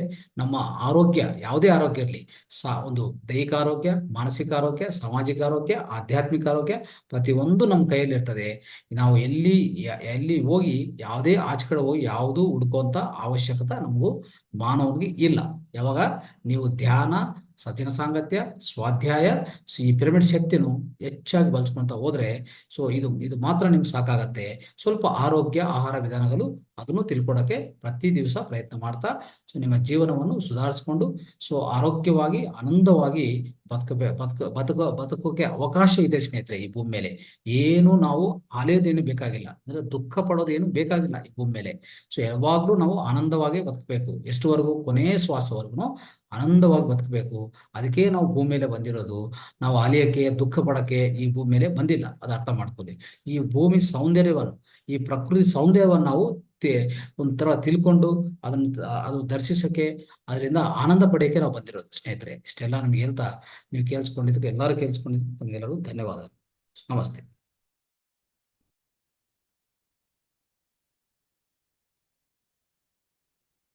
ನಮಸ್ತೆ ಸರ್, ನಾನು ಪುಷ್ಪಾವತಿ ಅಂತ. ನನ್ಗೆ ನೆಟ್ ಇರ್ಲಿಲ್ಲ. ನಾನು 10-20ಕ್ಕೆ ಸೇರ್ಕೊಂಡೆ, ಬಟ್ 8 ಧ್ಯಾನ ಮಾಡಿದೀನಿ. ನನ್ಗೆ ಈಗ ಅದು ರೆಕಾರ್ಡಿಂಗ್ ಹಾಕ್ತಿರಾ ನೀವೀಗ ಯೂಟ್ಯೂಬ್ ಅಲ್ಲಿ? ರೆಕಾರ್ಡಿಂಗ್ ಬರ್ತದಲ್ಲ, ಪ್ರತಿದಿನ ಬರ್ತದಲ್ಲ. ಹಾ, ಓಕೆ. ಅದನ್ನ ನೋಡ್ಕೊಂಡು ಮಾಡ್ಬೋದಲ್ವಾ? ಸರಿ, ಓಕೆ. ಗುರುಗಳೇ ನಮಸ್ತೆ. ಗುರುಜಿ ನಮಸ್ತೆ. ಗುರುಗಳೇ ಹೇಳಿ. ನಮಸ್ತೆ. ನಮಸ್ತೆ ಗುರುಜಿ, ನಾವು ಬಸವರಾಜ್ ಅಂತ. ಬಹಳ ಅದ್ಭುತವಾದಂತ ಏನು, ನಾನು ಕೂಡ ಕೆಲವು ರಾಜಯೋಗ ರಾಮಕೃಷ್ಣ ಮಿಷನ್ ರಲ್ಲಿ ತಿಳ್ಕೊಂಡಿದ್ದೆ. ನಾನು ಅಷ್ಟಾಂಗ ಮಾರ್ಗದ ಬಗ್ಗೆ, ಈ ಯಮ ನಿಯಮ, ಆಸನ, ಪ್ರಾಣಾಯಾಮ, ಪ್ರತ್ಯಾಹಾರ, ಧಾರಣ, ಧ್ಯಾನ, ಸಮಾಧಿ ಎಂಬುವು 8 ಮತ್ತೊಂದು ಅಂತೇಳಿ ಅದರಡಿಯಲ್ಲಿ ಸುಷುಮ್ನ ನಾಡಿ ಬಗ್ಗೆ ಮತ್ತೆ ಈಳ ಮತ್ತು ಪಿಂಗಡ ಬಗ್ಗೆ ಬಹಳ ಸುದೀರ್ಘವಾಗಿ, ಮತ್ತೆ ಈ ಪ್ರಾಣಮಯ ಕೋಶ ಮತ್ತು ನಮ್ಮ ಭೌತಿಕ ಶರೀರದಿಂದ ನಂಟಿನ ಬಗ್ಗೆ ಅದ್ಭುತವಾಗಿ ತಿಳಿಸ್ಕೊಟ್ರೆ ತುಂಬಾ ಧನ್ಯವಾದಗಳು. ಮೊದಲನೇದಾಗಿ ನನಗೆ 2 ಪ್ರಶ್ನೆ ಇದೆ ಗುರುಗಳೇ. ಇಲ್ಲಿ ಈ ಪ್ರಾಕ್ಟೀಸ್ ಮಾಡ್ತಾ ಮಾಡ್ತಾ ಮಾಡ್ತಾ ನಾವು ಈ ಎಕ್ಸ್ಪೀರಿಯನ್ಸ್ ಮಾಡ್ತಾ ಹೋದಾಗ ಏನು ರಿಲೆವೆಂಟ್ ಥಾಟ್ಸ್, ನೆಕ್ಸ್ಟ್ ಸ್ಟೆಪ್ ಅಲ್ಲಿ ಇರ್ರಿಲೆವೆಂಟ್ ಥಾಟ್ಸ್, ಆಮೇಲೆ ಜೀರೋ ಮೈಂಡೆಡ್ ಸ್ಟೇಜ್ ಆದ ನಂತರ ನಾವೇನ್ ರಿಸೀವಿಂಗ್ ಸ್ಟಾರ್ಟ್ ಆಗುತ್ತೆ ಕಾಸ್ಮಿಕ್ ಎನರ್ಜಿ. ಅದಾದ ನಂತರ ನೆಕ್ಸ್ಟ್ ಸ್ಟೇಜ್ ಅಲ್ಲಿ ನಾವು ಸೆಲ್ಫ್ ರಿಯಲೈಸೇಷನ್ ಆಗ್ತಾ ಆಗ್ತಾ ಎನ್ಲೈಟ್ಮೆಂಟ್ ಏನು ಹೋಗ್ತೀವಿ. ಆ ಎಕ್ಸ್ಪೀರಿಯನ್ಸ್ ನಾವು ಓನಾಗಿ ಮಾಡ್ಬೋದಾ, ಅಥವಾ ಯಾರಾದ್ರೂ ಗುರುಗಳು ಬಳಿನೇ ಮಾಡ್ಬೇಕಾ? ಏನ್ ಬೇಕಾಗಿಲ್ಲ, ಮಾಡ್ಬೋದು. ನಿಮ್ಗೆ ಏನಾದ್ರು ಈ ತರ ಡೌಟ್ಸ್ ಬಂದ್ರೆ ಸೀನಿಯರ್ ಕೇಳ್ಬೇಕು ಅಷ್ಟು. ಆಮೇಲೆ ಇವಾಗ ಇಲ್ಲಿವರೆಗೂ ನೀವು ನಡೆಸ್ಕೊಟ್ಟಂತ ಈ ಕ್ಲಾಸ್ಗಳು, ಮೆಡಿಟೇಷನ್ ಕ್ಲಾಸ್ಗಳಲ್ಲಿ ನೀವು ಗೈಡ್ ಮಾಡ್ತಿರ್ತೀರಾ. ಎಂಡಿಗೆ ಬನ್ನಿ, ಇನ್ 1 ಮಿನಿಟ್ ಇದೆ, 30 ಸೆಕೆಂಡ್ಸ್ ಇದೆ, 10 ಸೆಕೆಂಡ್ಸ್ ಇದೆ ಅಂತ ಕೌಂಟ್ ಮಾಡ್ಬಿಟ್ಟು ನಮ್ಮನ್ನ ಔಟ್ಪುಟ್ ಕರ್ಕೊಂಡ್ ಬರ್ತೀರಾ. So as well as same ನಿಮ್ಮ ಸಪೋರ್ಟ್ ಇಲ್ದೇನೆ how we handle this one process, ನಾವ್ ಹೇಗೆ ಹ್ಯಾಂಡಲ್ ಮಾಡ್ಬೇಕು ಇದನ್ನ ಓನ್ ಆಗಿ ಮಾಡ್ಬೇಕಾದ್ರೆ? ಅನುಭವವೇ ಜ್ಞಾನ. ಓಕೆ, ಅನುಭವವೇ ಜ್ಞಾನ. ಅನುಭವ ಪಡ್ತಾ ನಿಮ್ಗೆ ಆ ಜ್ಞಾನ ಸಿಗತ್ತೆ. ನಿಮ್ಮಂತ ನೀವೇ ನಿರ್ವಹಿಸ್ಕೊಳ್ಳುವಂತ ಜ್ಞಾನ ನಿಮ್ಗೆ ಖಂಡಿತವಾಗಿ ಸಿಗತ್ತೆ. ಅದು ನೈಸರ್ಗಿಕ ಧರ್ಮ. ಖಂಡಿತವಾಗಿ ನಿಮ್ಗೆ ಖಂಡಿತವಾಗಿ ಕೊಡುತ್ತೆ. ಏನ್ ಅದ್ರ ಬಗ್ಗೆ ಯೋಚನೆ ಮಾಡೋದೇ ಬೇಕಾಗಿಲ್ಲ. ನಾವು ನಮ್ ಕೆಲಸ ಅಷ್ಟೇ. ನಮ್ ಧರ್ಮ ಏನಂದ್ರೆ, ಸ್ವಧರ್ಮ ಏನಂದ್ರೆ, ನಾವು ಆಳವಾದ ಧ್ಯಾನ ಅಭ್ಯಾಸ ಮಾಡ್ಬೇಕು, ಒಂದು ಒಳ್ಳೆ ಸ್ವಾಧ್ಯಾಯ ಮಾಡ್ಬೇಕು, ಸಜ್ಜನ ಸಾಂಗತ್ಯ ಮಾಡ್ತಾ ಇರ್ಬೇಕು. ಇಷ್ಟು ಮಾಡ್ತಾ ಹೋದ್ರೆ ಮಿಕ್ಕಿದೆಲ್ಲ ಅದು ನೋಡ್ಕೊಂತದೆ.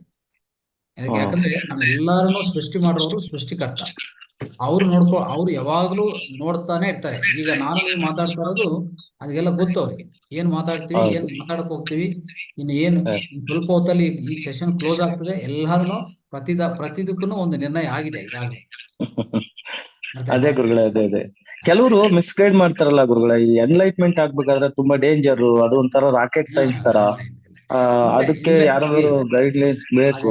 ಅದೆಲ್ಲ ಏನ್ ಅಂತ ಇದೇನಿಲ್ಲ ಅಂತ ಇದೆಲ್ಲ ಅದೊಂದಂದ್ರೆ ನೀವ್ ಹೇಳಿದ ಪ್ರಕಾರ ಒಂದು ಮಿಸ್ಲೀಡಿಂಗ್ ಮಿಸ್ಗೈಡ್ ಆಗ್ತಾ ಇರ್ತದೆ. ಆದ್ರೆ ನಾನೇನ್ ಹೇಳ್ತೀನಿ ಅಂದ್ರೆ ಎನ್ಲೈಟನ್ಮೆಂಟ್ ಅಂದ್ರೆ ನಿಮ್ಮ ಒಳಗಡೆ ಒಂದು ಬರ್ತಾ ಇರೋಂತ ಅಂತರ ಪರಿವರ್ತನ ಅಂತ ಕರಿತೀನಿ ನಾನು, ಅಲ್ವಾ? ಹೌದು ಯಾವುದೋ ನಮ್ಗೆ ಹೌದು ಒಂದು ದೊಡ್ಡ ಶಕ್ತಿ ಬಂದಿದೆ, ನಾನು ದೊಡ್ಡ ಗುರುಗಳಾಗ್ಬಿಟ್ಟಿದೀನಿ ಅಂತಲ್ಲ. ಆಗ್ಬಾರ್ದು. ಎಷ್ಟು ಎನ್ಲೈಟನ್ಮೆಂಟ್ ಬಂದ್ರೆ ಅಷ್ಟು ಸಿಂಪ್ಲಿಸಿಟಿ. ಈಗ ಹೌದು. ಅದಕ್ಕೆ ಹೇಳ್ತಾ ಇರ್ತೀನಿ, simple and humble, simplicity and hmm. Humbleness, ಅದನ್ನೇ ನಮ್ಮ ಸ್ಪಿರಿಚುವಾಲಿಟಿ ಅಂತ ಕರೆಯೋದು. ಎಸ್ ಎಸ್ ಗುರು. ಆಧ್ಯಾತ್ಮಿಕತೆ ಅಂದ್ರೆ ಎಷ್ಟು ಮೇಲೆ ಹೋಗ್ತೀವೋ ಅಷ್ಟು ಸಿಂಪಲ್ ಆಗಿ, ಅಷ್ಟು ಒಂದು ವಿನಯಪೂರ್ವಕವಾಗಿ ನೀವು ಆಗ್ಬೇಕಾಗತ್ತೆ. ಪೂರ್ತಿ ಹಂಬಲ್ನೆಸ್ ಬರ್ಬೇಕು ಒಳಗಡೆ. ಖಂಡಿತ ಗುರುಗಳೇ, ನೀವು ಆಕ್ಚುಲ್ ಗೈಡ್ ಮಾಡ್ಬೇಕಾದ್ರೆ ನಾವ್ ಇಷ್ಟು ಶಾರ್ಟ್ ಟೈಮ್ ಅಲ್ಲಿ ವಾರಾಗ್ ಬರ್ತಾ ಇದೀವಲ್ಲ ಅನ್ನೋ ಫೀಲು ಕಾಡುತ್ತೆ. ಆಮೇಲೆ ಅದು ರಿಸೀವ್ ಆಗ್ತಾ ಇರುತ್ತೆ, ಏನೋ ಒಂದು ಫೀಲ್ ಬ್ರೈನ್ ಅಲ್ಲಿ ಆ ಬದಲಾವಣೆ ಎಫೆಕ್ಟಿವ್ ಎಕ್ಸ್ಪೀರಿಯನ್ಸ್ ಮಾಡ್ತಾ ಇರ್ತೀವಲ್ಲ. ಸೊ ಇನ್ನೂ ಟೈಮ್ ಬೇಕು ಅನ್ನುವಂತ ಫೀಲ್ ಅಲ್ಲಿ ಇರ್ತೀವಿ. ಹೌದು. ಸೊ ಇದು ಆದ್ರೆ ಯಾವುದೇ ಸಮಸ್ಯೆಗಳಿಲ್ಲ ಇನ್ ಫ್ಯೂಚರ್ ಅಲ್ಲಿ. ಏನಾದ್ರು ಬದಲಾವಣೆಗಳು ಅಥವಾ ಏನು ವ್ಯಕ್ತಿಗತವಾದ ಬದಲಾವಣೆಗಳು ಏನಾದ್ರು ಎಕ್ಸ್ಟರ್ನಲ್ ಏನಾದ್ರು ಕಾಣುತ್ತಾ ಅಥವಾ ಈ ತರ ಏನಾದ್ರು ಬರುತ್ತಾ ಅಂತ. ಯಾಕಂದ್ರೆ ನಾವ್ ಇನ್ನೂ ಎಕ್ಸ್ಪೀರಿಯನ್ಸ್ ಮಾಡಿಲ್ಲ ಅದು. ಇನ್ ಕೇಸ್ ಫ್ಯೂಚರ್ ಅಲ್ಲಿ ಆ ತರ ಅಪಾಯ ಏನಾದ್ರು ಇದೆಯಾ ಅಥವಾ ಸಹಜ ಪ್ರಕ್ರಿಯೆಯಲ್ಲಿ ಆಗುತ್ತಾ ಅಂತ. ಇಲ್ಲ ಏನು ಅಪಾಯ ಇಲ್ಲ. ಏನಾದ್ರೂ ಆತರ ನಿಮ್ಗೆ ಕ್ವಶನ್ ಸಂಶಯಗಳಿದ್ರೆ ಸ್ವಲ್ಪ ಅದು ಹಾ, ಹಾ. ಸೀನಿಯರ್ಸ್ ಹತ್ರ ನೀವು ಹಂಚ್ಕೋಬೇಕಷ್ಟೇ. ಹಾ, ಓಕೆ ಅಷ್ಟೇ. ಗುರುಗಳೇ. ಅದು ಬಿಟ್ಟು ಇನ್ನೇನು ಧನ್ಯವಾದಗಳು. ಪ್ರಮಾದ ಇಲ್ಲ, ಏನು ಅಪಾಯ ಇಲ್ಲ. ಆರಾಮಾಗಿ ಮಾಡ್ಕೊಂತ ಹೋಗಿ, ಧ್ಯಾನ ಮಾಡ್ಕೊಂತ ಹೋಗಿ. ಧನ್ಯವಾದಗಳು ಗುರುಗಳೇ. ಧನ್ಯವಾದ. ನಮಸ್ಕಾರ ಮೇಷ್ಟ್ರೆ. ಹೇಳಿ. ಇದು ಅರ ಅಂತ ಹೇಳಿದ್ರಲ್ಲ, ಹಾಗಂದ್ರೆ ಏನದು ಅಂತ ಗೊತ್ತಾಗ್ಲಿಲ್ಲ ನಂಗೆ. ಆರ ಅಂದ್ರೆ ನಿಮ್ಮ ವಿದ್ಯುದಯಸ್ಕಾಂತ ಕ್ಷೇತ್ರ ಅಷ್ಟೇ. ವಿದ್ಯುತ್ ಶಕ್ತಿಯ ಕೇಂದ್ರ, ವಿದ್ಯುದಯಸ್ಕಾಂತ ಕ್ಷೇತ್ರ, ಅಯಸ್ಕಾಂತ ಕೇಂದ್ರ, ಎಲೆಕ್ಟ್ರೋಮ್ಯಾಗ್ನೆಟಿಕ್ ಫೀಲ್ಡ್. ಪ್ರಭಾವಳಿ ಅಂತ ಹೇಳ್ತಾರಲ್ವ ಸರ್ ಅದಕ್ಕೆ? ಅದೇ ಪ್ರಭಾವ ಅಂದ್ರೆ ಅದೇ, ಬಟ್ ಅದು ಪ್ರಭಾವಳಿ ಅದೇ. ಕನ್ನಡದಲ್ಲಿ ಒಂದು ಪ್ರಭಾವಳಿ word ಅದು. ಆದ್ರೆ ವಿದ್ಯುದಯಸ್ಕಾಂತ ಕ್ಷೇತ್ರ ಅನ್ನೋದು ಕರೆಕ್ಟ್ ವರ್ಡ್ ಅದು. ಆಮೇಲೆ ನಾನು ಇನ್ನೊಂದ್ ಕಡೆ ಧ್ಯಾನಕ್ಕೆ ಹೋದಾಗ ಅಷ್ಟಾಂಗ ಮಾರ್ಗದಲ್ಲಿ ಇಡ, ಪಿಂಗಲ, ಸುಷುಮ್ನಾಡಿಗಳ ಬಗ್ಗೆ ಕೇಳಿದ್ದೆ.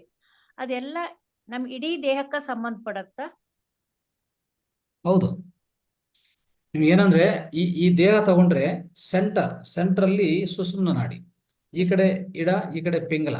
ಸೊ ಇದೇನಾಗ್ತದೆ, ಒಂದ್ಸರಿ ಶ್ವಾಸ ತಗೊಂಡ್ರೆ ಶ್ವಾಸದಿಂದ ಬಂದಿರುವಂತ ಪ್ರಾಣಶಕ್ತಿ ಅಷ್ಟೇ.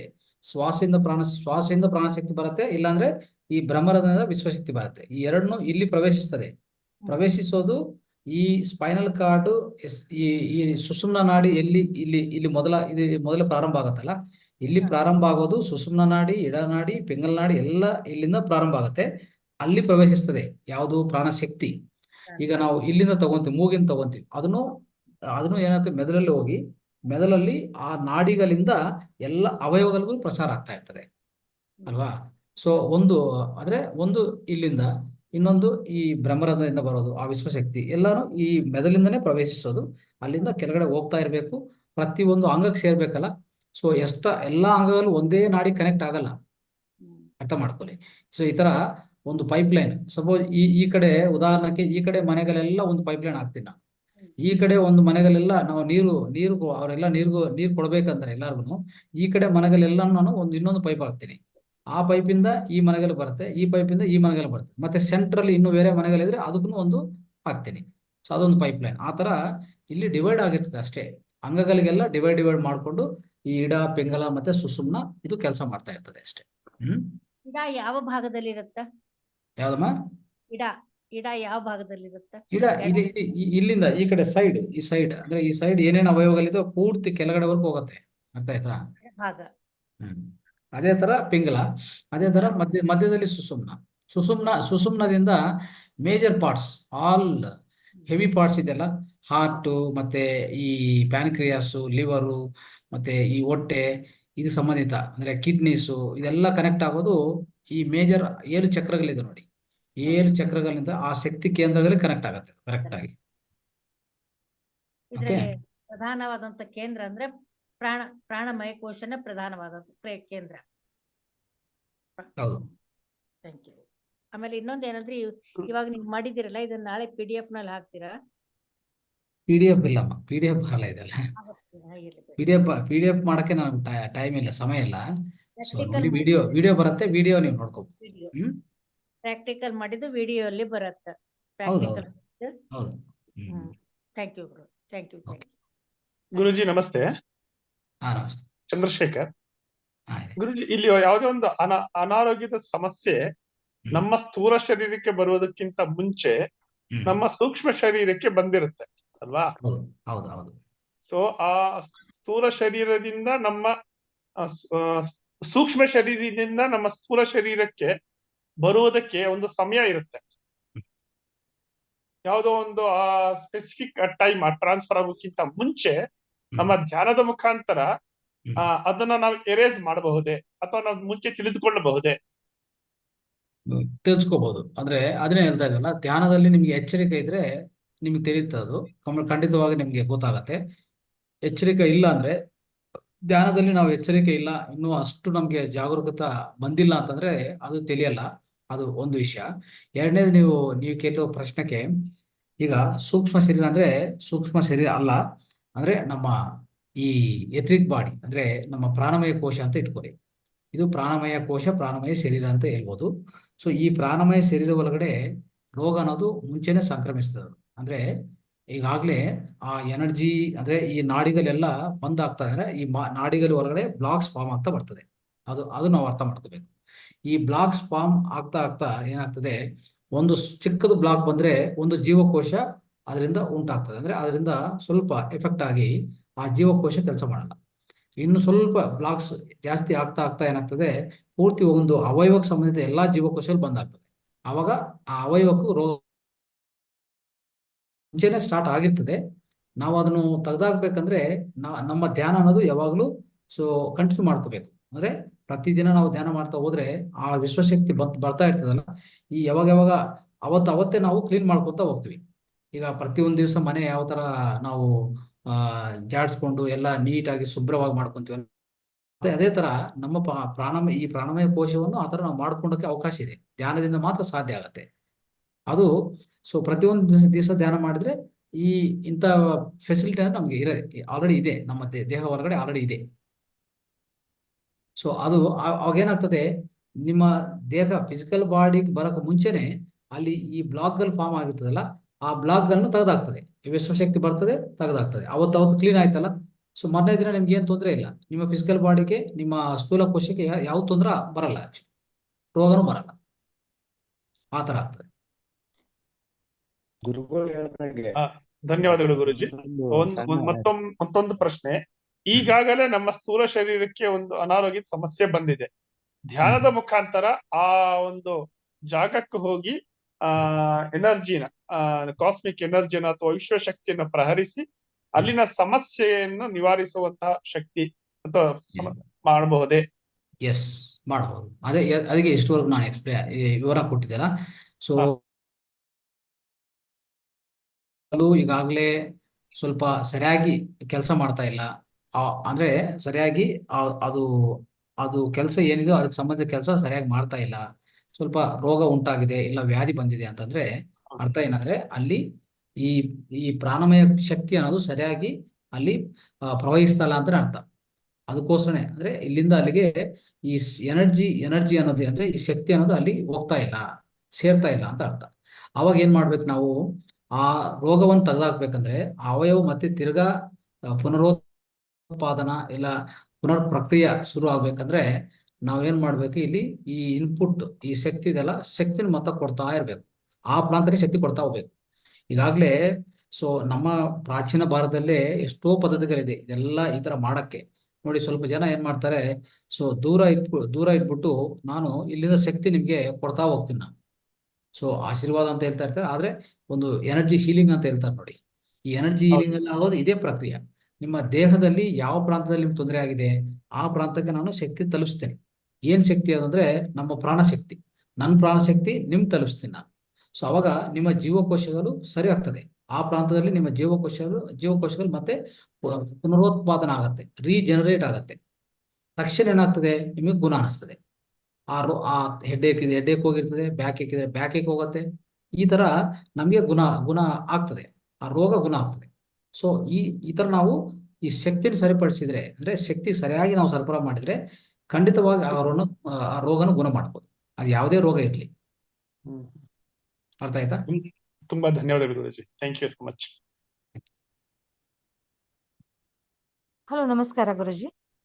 ಹೇಳಿ. ಸರ್, ನನಗೆ ಧ್ಯಾನ ಮಾಡೋ ಟೈಮಲ್ಲಿ ನೆನಪಿರ್ಲಿಲ್ಲ, ಬಾಳೆಹಣ್ಣು ತಿಂದ್ಬಿಟ್ಟಿದ್ದೆ. ಸೊ ಅದೇನ ಎಫೆಕ್ಟ್ ಆಗಲ್ಲ ಅಲ್ಲ ಸರ್? ಬಾಳೆಹಣ್ಣು ತಿಂದಿದ್ರಾ? ಹಾ, ತಿಂದಿದ್ದೆ ಸರ್. ಅದು ಧ್ಯಾನ ಮಾಡೋದು ನೆನಪಿರ್ಲಿಲ್ಲ ಸರ್. ತಿಂದ ತಕ್ಷಣ ಧ್ಯಾನಕ್ಕೆ ಕೂತೆ. ಹಾಗೆ ಏನಾಗಲ್ಲ ಏನಾಗಲ್ಲ ಏನಾಗಲ್ಲ ಕೂಡ್ಬೋದಲ್ಲ ಸರ್ ಏನಾದ್ರೂ ತಿಂದ್ರು? ಏನಾಗಲ್ಲ.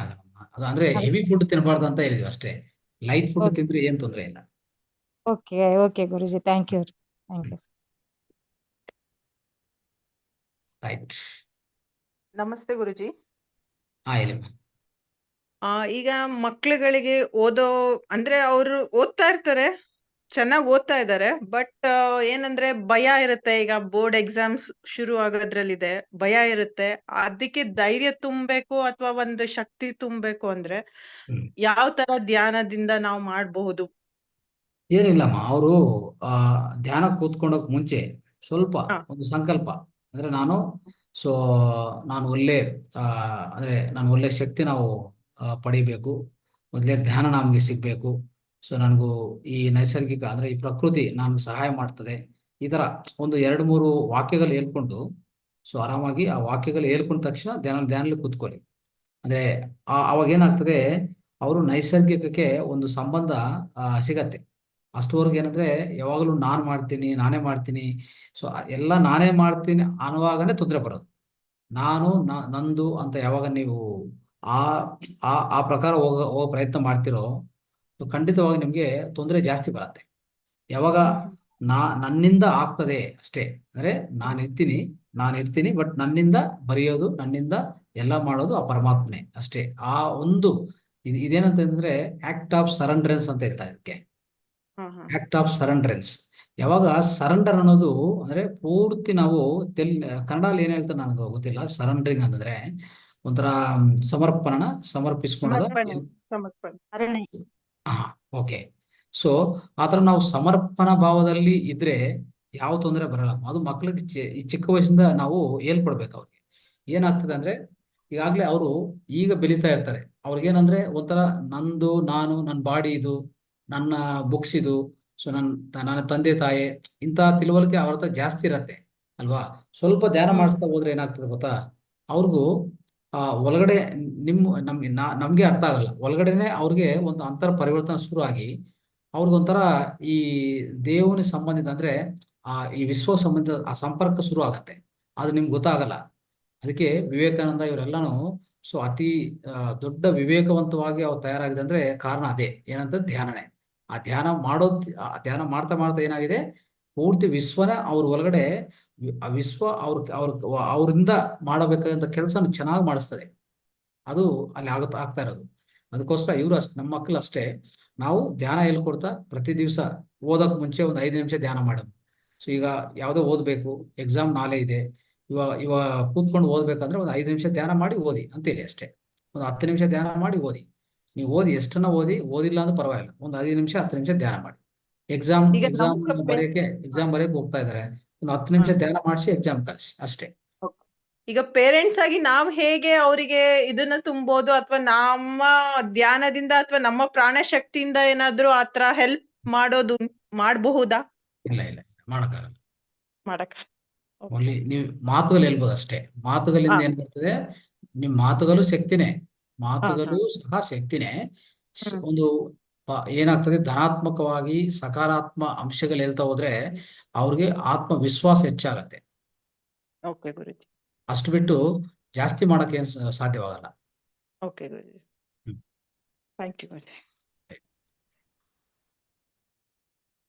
ಮತ್ತೆ ಪ್ರಾಣಮುದ್ರ ಇದು ಜ್ಞಾನ ಮುದ್ರ ಹೇಳ್ಕೊಡ್ತಾರೆ ನಿಮಗೆ. ಧ್ಯಾನ ಮುದ್ರ, ಈ ಜ್ಞಾನ ಮುದ್ರ ಗೊತ್ತಲ್ಲ, ಈ ಚಿನ್ಮುದ್ರ.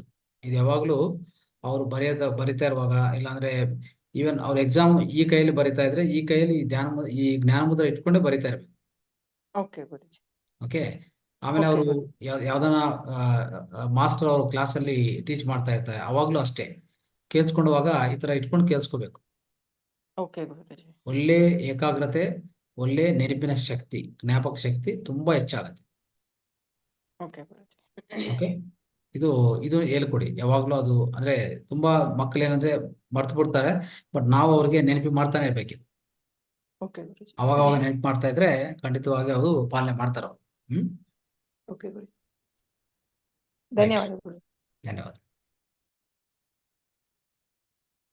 ರೈಟ್, ಓಕೆ ಸ್ನೇಹಿತರೆ. ಸೊ ಈಗಾಗಲೇ 11 ಗುರುಜಿ, o'clock ಒಂದು ಕ್ವಶನ್.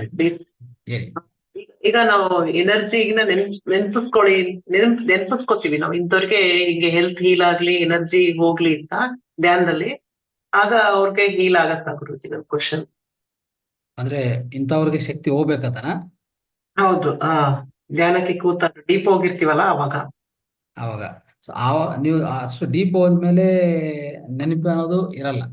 ನೆನಪಿದ್ರೆ ಹಾ, ಮತ್ತೆ ಅಲ್ಲ ನಿಮ್ಮ ಮನಸ್ಸು ಕೆಲಸ ಮಾಡೋದು ಶುರು ಆಗುತ್ತೆ. ಅಲ್ಲ ಫಸ್ಟಿಗೆ ನಾವ್ ಅದನ್ನ ಪ್ರೇ ಮಾಡ್ಕೊಂಡು ಕಂಟಿನ್ಯೂ ಮಾಡಕ್ ಆಗತ್ತಾ? ಅದೇನಿಲ್ಲಮ್ಮ. ಏನಾಗ್ತದೆ ಅಂದ್ರೆ ನಾವು ಇನ್ನೊಬ್ರಿಗೋಸ್ಕರ ಮಾಡೋದಂತೂ ಈ ವಿಶ್ವದಲ್ಲಿ ಏನಾಗಲ್ಲ. ಒಂದೇನಂದ್ರೆ ನಾವು ಕೂತ್ಕೊಂಡು ನಮ್ಮ ದೇಹ ಒಳಗಡೆ ನಮ್ಮ ಮಾನವನ ಈ ವ್ಯವಸ್ಥೆ ಒಳಗಡೆ ಇರೋ ಶಕ್ತಿ ಇನ್ನೊಬ್ರು ಕಳ್ಸಕ್ಕೆ ಪ್ರಯತ್ನ ಮಾಡ್ಬೋದು. ಆದ್ರೆ ನೀವು ಶಕ್ತಿ ವಿಹೀನ ಆಗ್ತೀರಿ ಫಸ್ಟ್. Okay okay. ಇನ್ನೊಬ್ರು ಕಲ್ಸಿದ್ರೆ ನೀವು ಶಕ್ತಿ ವಿಹೀನ ಆಗ್ತೀರಿ. ಅದು ನೋಡ್ಕೋಬೇಕು ನೀವು. ಮತ್ತೆ ಶಕ್ತಿ ಯಾವಾಗ ಪಡಿಬೇಕು ನಿಮ್ಗೆ ಗೊತ್ತಿರ್ಬೇಕು. ಓಕೆ. ಈಗ ನಾವು ನಮ್ಮ ಮಕ್ಳಿಗೆ ಆ ಮಾಡಿದ್ರು. ರೋಗ ಅವ್ರಿಗೆ ಗುಣ ಆಗತ್ತೆ, ನಿಮ್ಗೆ ರೋಗ ಬರುತ್ತೆ. ಓಕೆ. ಅದಕ್ಕೆ ನಾವು ಏನ್ ಹೇಳ್ತೀವಿ ಅಂದ್ರೆ ಹೀಲಿಂಗ್ ಅನ್ನೋದು ನಾವು ಯಾವಾಗ್ಲೂ ಸಪೋರ್ಟ್ ಮಾಡಲ್ಲ. ಏನ್ ಮಾಡ್ತೀವಿ ಅಂದ್ರೆ ಸೆಲ್ಫ್ ಹೀಲಿಂಗ್ ಸಪೋರ್ಟ್ ಮಾಡ್ತೀವಿ. ಓಕೆ ಗುರುಜಿ, ಇಟ್ಸ್ ಗುಡ್ ಗುರುಜಿ. ನಾನು ಇದನ್ನೇ ಕೇಳ್ತೀನಿ, ಯಾಕೆಂದ್ರೆ ನಾವು ಬೇರೆಯವ್ರಿಗೆ ಹೀಲ್ ಮಾಡಿದಾಗ ನಾನು ರೇಖಿನೂ ಮಾಡಿದೀನಿ, ಆ ಕರ್ಮ ನಮಗ್ ಬರುತ್ತೆ ಅಂತಾರೆ. ಅವಾಗ ಅದನ್ನ ನಾನು ಹೀಲಿಂಗ್ ಮಾಡಕ್ ಬಿಟ್ಟಿದೀನಿ. ಹೌದು ಸೊ ಇದು ಅದೇ ತರ ಅಲ್ವಾ ಗುರುಜಿ? ಹೌದು. Okay, thank you. ಹಲೋ ಹೇಳಿಮ್ಮ. ಸ್ವಾಮಿಗಳೇ, ಇದು ಈ ಧ್ಯಾನ ಮಾಡೋದ್ರಿಂದ ಮಕ್ಳು ಇಲ್ದೇ ಇದ್ದವ್ರಿಗೆ ಮಕ್ಕಳಾಗಂತ ಸಾಧ್ಯತೆ ಇರುತ್ತಾ? ಆಗ್ತಾರೆ ಖಂಡಿತವಾಗಿ. ಯಾಕಂದ್ರೆ ನಾವು ಸ್ಪಿರಿಚುವಲ್ ಪ್ರೆಗ್ನೆನ್ಸಿ ಅಂತ ತುಂಬಾ ಆಳವಾದ ಸಬ್ಜೆಕ್ಟ್ ಅದು. ನಾವು ಬೆಳಗ್ಗೆ ನಡೀತಾ ಇರುವಂತ 365 ದಿವಸ ಕಾರ್ಯಕ್ರಮದಲ್ಲಿ ಮುಂದಿನ ತಿಂಗಳಲ್ಲಿ ಖಂಡಿತವಾಗಿ ಅದು ಬಹಳ ಕೂಲಂಕುಷವಾಗಿ ನಾವು ತಿಳಿಸ್ಕೊಡಕ್ ಪ್ರಯತ್ನ ಮಾಡ್ತೀವಿ. ಓಕೆ. ಅಂದ್ರೆ ಯಾಕಂದ್ರೆ ಈ ಪ್ರಾಣ ಶಕ್ತಿ ಯಾವಾಗ ಹೆಚ್ಚಾಗಿರತ್ತೋ ಅವ್ರ ಹತ್ರ, ಅವಾಗ ಏನಾಗ್ತದೆ, ಈ ಗರ್ಭಕೋಶ ಒಳಗಡೆ ಅಂಡಾಶಯ ಈ ಎಲ್ಲಾನು ತನ್ನ ಕೆಲಸ ಏನಾದ್ರೂ ಉಂಟಾಗಿದ್ರೆ, ಅಲ್ಲಿ ಸ್ವಲ್ಪ ಜೀವಕೋಶಗಳು ಏನಾದ್ರೂ ಈಗಾಗ್ಲೇ ಸ್ವಲ್ಪ ಸತ್ತೋಗಿ ಮತ್ತೆ ತನ್ನ ಕೆಲಸ ಸರಿಯಾಗಿ ನಿರ್ವಹಿಸ್ತಾ ಇಲ್ಲ ಅಂದ್ರೆ ಎಲ್ಲಾನು ಪುನರುತ್ಪಾದನೆ ಮಾಡ್ತದೆ. ಮಾಡಿದ ತಕ್ಷಣ ಅವ್ರಿಗೆ ಈ ಗರ್ಭ ಅನ್ನೋದು ಧರಿಸೋದು ಶುರು ಆಗುತ್ತೆ ಅಷ್ಟೇ. ಅತಿ ಸುಲಭವಾದ ಪದ್ಧತಿ. ಈ ಧ್ಯಾನದಿಂದ ಅತಿ ಸುಲಭವಾಗಿ ಆಗತ್ತೆ. ಓಕೆ. ಆದ್ರೆ ಫಸ್ಟ್ ನಂಬಿಕೆ ಇರಬೇಕು. ನಂಬಿಕೆ ಇಟ್ಕೊಂಡು ಸೊ ನಮ್ ಧ್ಯಾನ ನಾವು ಮಾಡ್ತಾ ಹೋದ್ರೆ ಖಂಡಿತವಾಗಿ ಅದು ಎಷ್ಟೋ ಜನಕ್ಕೆ ಮಕ್ಕಳಾಗಿದ್ದಾರೆ. ಆತರ 8 ವರ್ಷ 9 ವರ್ಷ ಆದ್ಮೇಲೆ ಆಗಿದ್ದಾರೆ. ಅಂದ್ರೆ ಎಷ್ಟು ಟೈಮ್ ಹಿಡಿಯುತ್ತೆ ನಾವು ಆ ಧ್ಯಾನನ ಶಕ್ತಿನ 6 ತಿಂಗಳು 6 ತಿಂಗಳು 6 ತಿಂಗಳು ಟೈಮ್ ಹಿಡಿಯುತ್ತೆ. ಎಸ್, ಸರಿ. ರೈಟ್. ಸರ್, ಮತ್ತೆ ಮ್ಯಾನಿಫೆಸ್ಟ್ ಆಗೋಕ್ಕೆ ನಾವು ಮಾಡುವಾಗ ಮನಸ್ಸಲ್ಲಿ ನಾವೇನೋ ಮ್ಯಾನಿಫೆಸ್ಟ್ ಮಾಡ್ಕೊಳ್ಬೇಕು ಅಂತ ಮಾಡ್ತೀವಿ. ಅದಕ್ಕೆ ಎಷ್ಟು ದಿನ ಟೈಮ್ ತಗೊಳ್ಬೇಕು? ಏನಮ್ಮ ಮತ್ತೆ ಒಂದ್ಸರಿ ಅದು ಕಟ್ ಆಗ್ತಾ ಇದೆ ವಾಯ್ಸ್. ಮ್ಯಾನಿಫೆಸ್ಟ್ ಮಾಡ್ಕೊಳಕ್ಕೆ ನಾವು ಏನೋ ಒಂದು ನಮ್ಗೀಗ ಬೇಕು, ಅದು ಆಗತ್ತೆ ಅಂತ ನಾವ್ ಮಾಡ್ಕೊತೀವಿ ಧ್ಯಾನ ಮಾಡ್ತಾ. ಸೊ ಅದು ಕ್ರಿಯೇಟ್ ಆಗಕ್ಕೆ ಎಷ್ಟು ದಿನ ಬೇಕು ಸರ್? ಎಷ್ಟು ದಿನ ಆಗತ್ತೆ ಮ್ಯಾನಿಫೆಸ್ಟ್ ಆಗಕ್ಕಂತನಾ? ಹಾ, ಓಕೆ. ಅದೇನಿಲ್ಲಮ್ಮ, ನಿಮ್ಮ ಥಾಟ್ ಪವರ್ ಮೇಲೆ ಡಿಪೆಂಡ್ ಆಗುತ್ತೆ. ನಿಮ್ಮ ಸಂಕಲ್ಪ ಶಕ್ತಿ, ಯೋಚನಾ ಶಕ್ತಿ ಎಷ್ಟು ನೀವು ಅದಕ್ಕೆ ಇಡ್ತೀರೋ ಅದ್ರ ಮೇಲೆ ಡಿಪೆಂಡ್ ಆಗುತ್ತೆ. ಅದ್ರ ಮೇಲೆ ಯಾಕಂದ್ರೆ ನಾವು ಏನ್ ಮಾಡ್ತೀವಿ ಅಂದ್ರೆ ಒಂದು ಯೋಚನೆ ಮಾಡ್ತೀವಿ, ಒಂದು ಸಂಕಲ್ಪ ಮಾಡ್ತೀವಿ, ಮತ್ತೆ ಸ್ವಲ್ಪ ಹೊತ್ತಾದ್ಮೇಲೆ ಇನ್ನು ಮೊದಲನೇ ದಿವಸ ಏನ್ ಮಾಡ್ತೀವಿ, ವಿಕಲ್ಪ ಮಾಡ್ತೀವಿ. ಅದ್ ಕೆಲಸ ಮಾಡಲ್ಲ. ಅಂದ್ರೆ ಅದನ್ನ ನಾವು ಏನ್ ಮ್ಯಾನಿಫೆಸ್ಟ್ ಮಾಡ್ತೀವಿ ಅದನ್ನ ಡೈಲಿ ಯೋಚನೆ ಮಾಡ್ಬೇಕು, ವಿಜುವಲೈಸೇಷನ್ ಮಾಡ್ಕೋಬೇಕು. ವಿಜುವಲೈಸೇಷನ್ ಇಟ್ಕೊಳ್ಳಿ, ಯೋಚನೆ ಮಾಡ್ಕೊಳ್ಳಿ, ಇಲ್ಲ ಅಂದ್ರೆ ಒಂದು ಸಂಕಲ್ಪ ಮಾಡಿ ಬಿಡ್ಬೇಕು.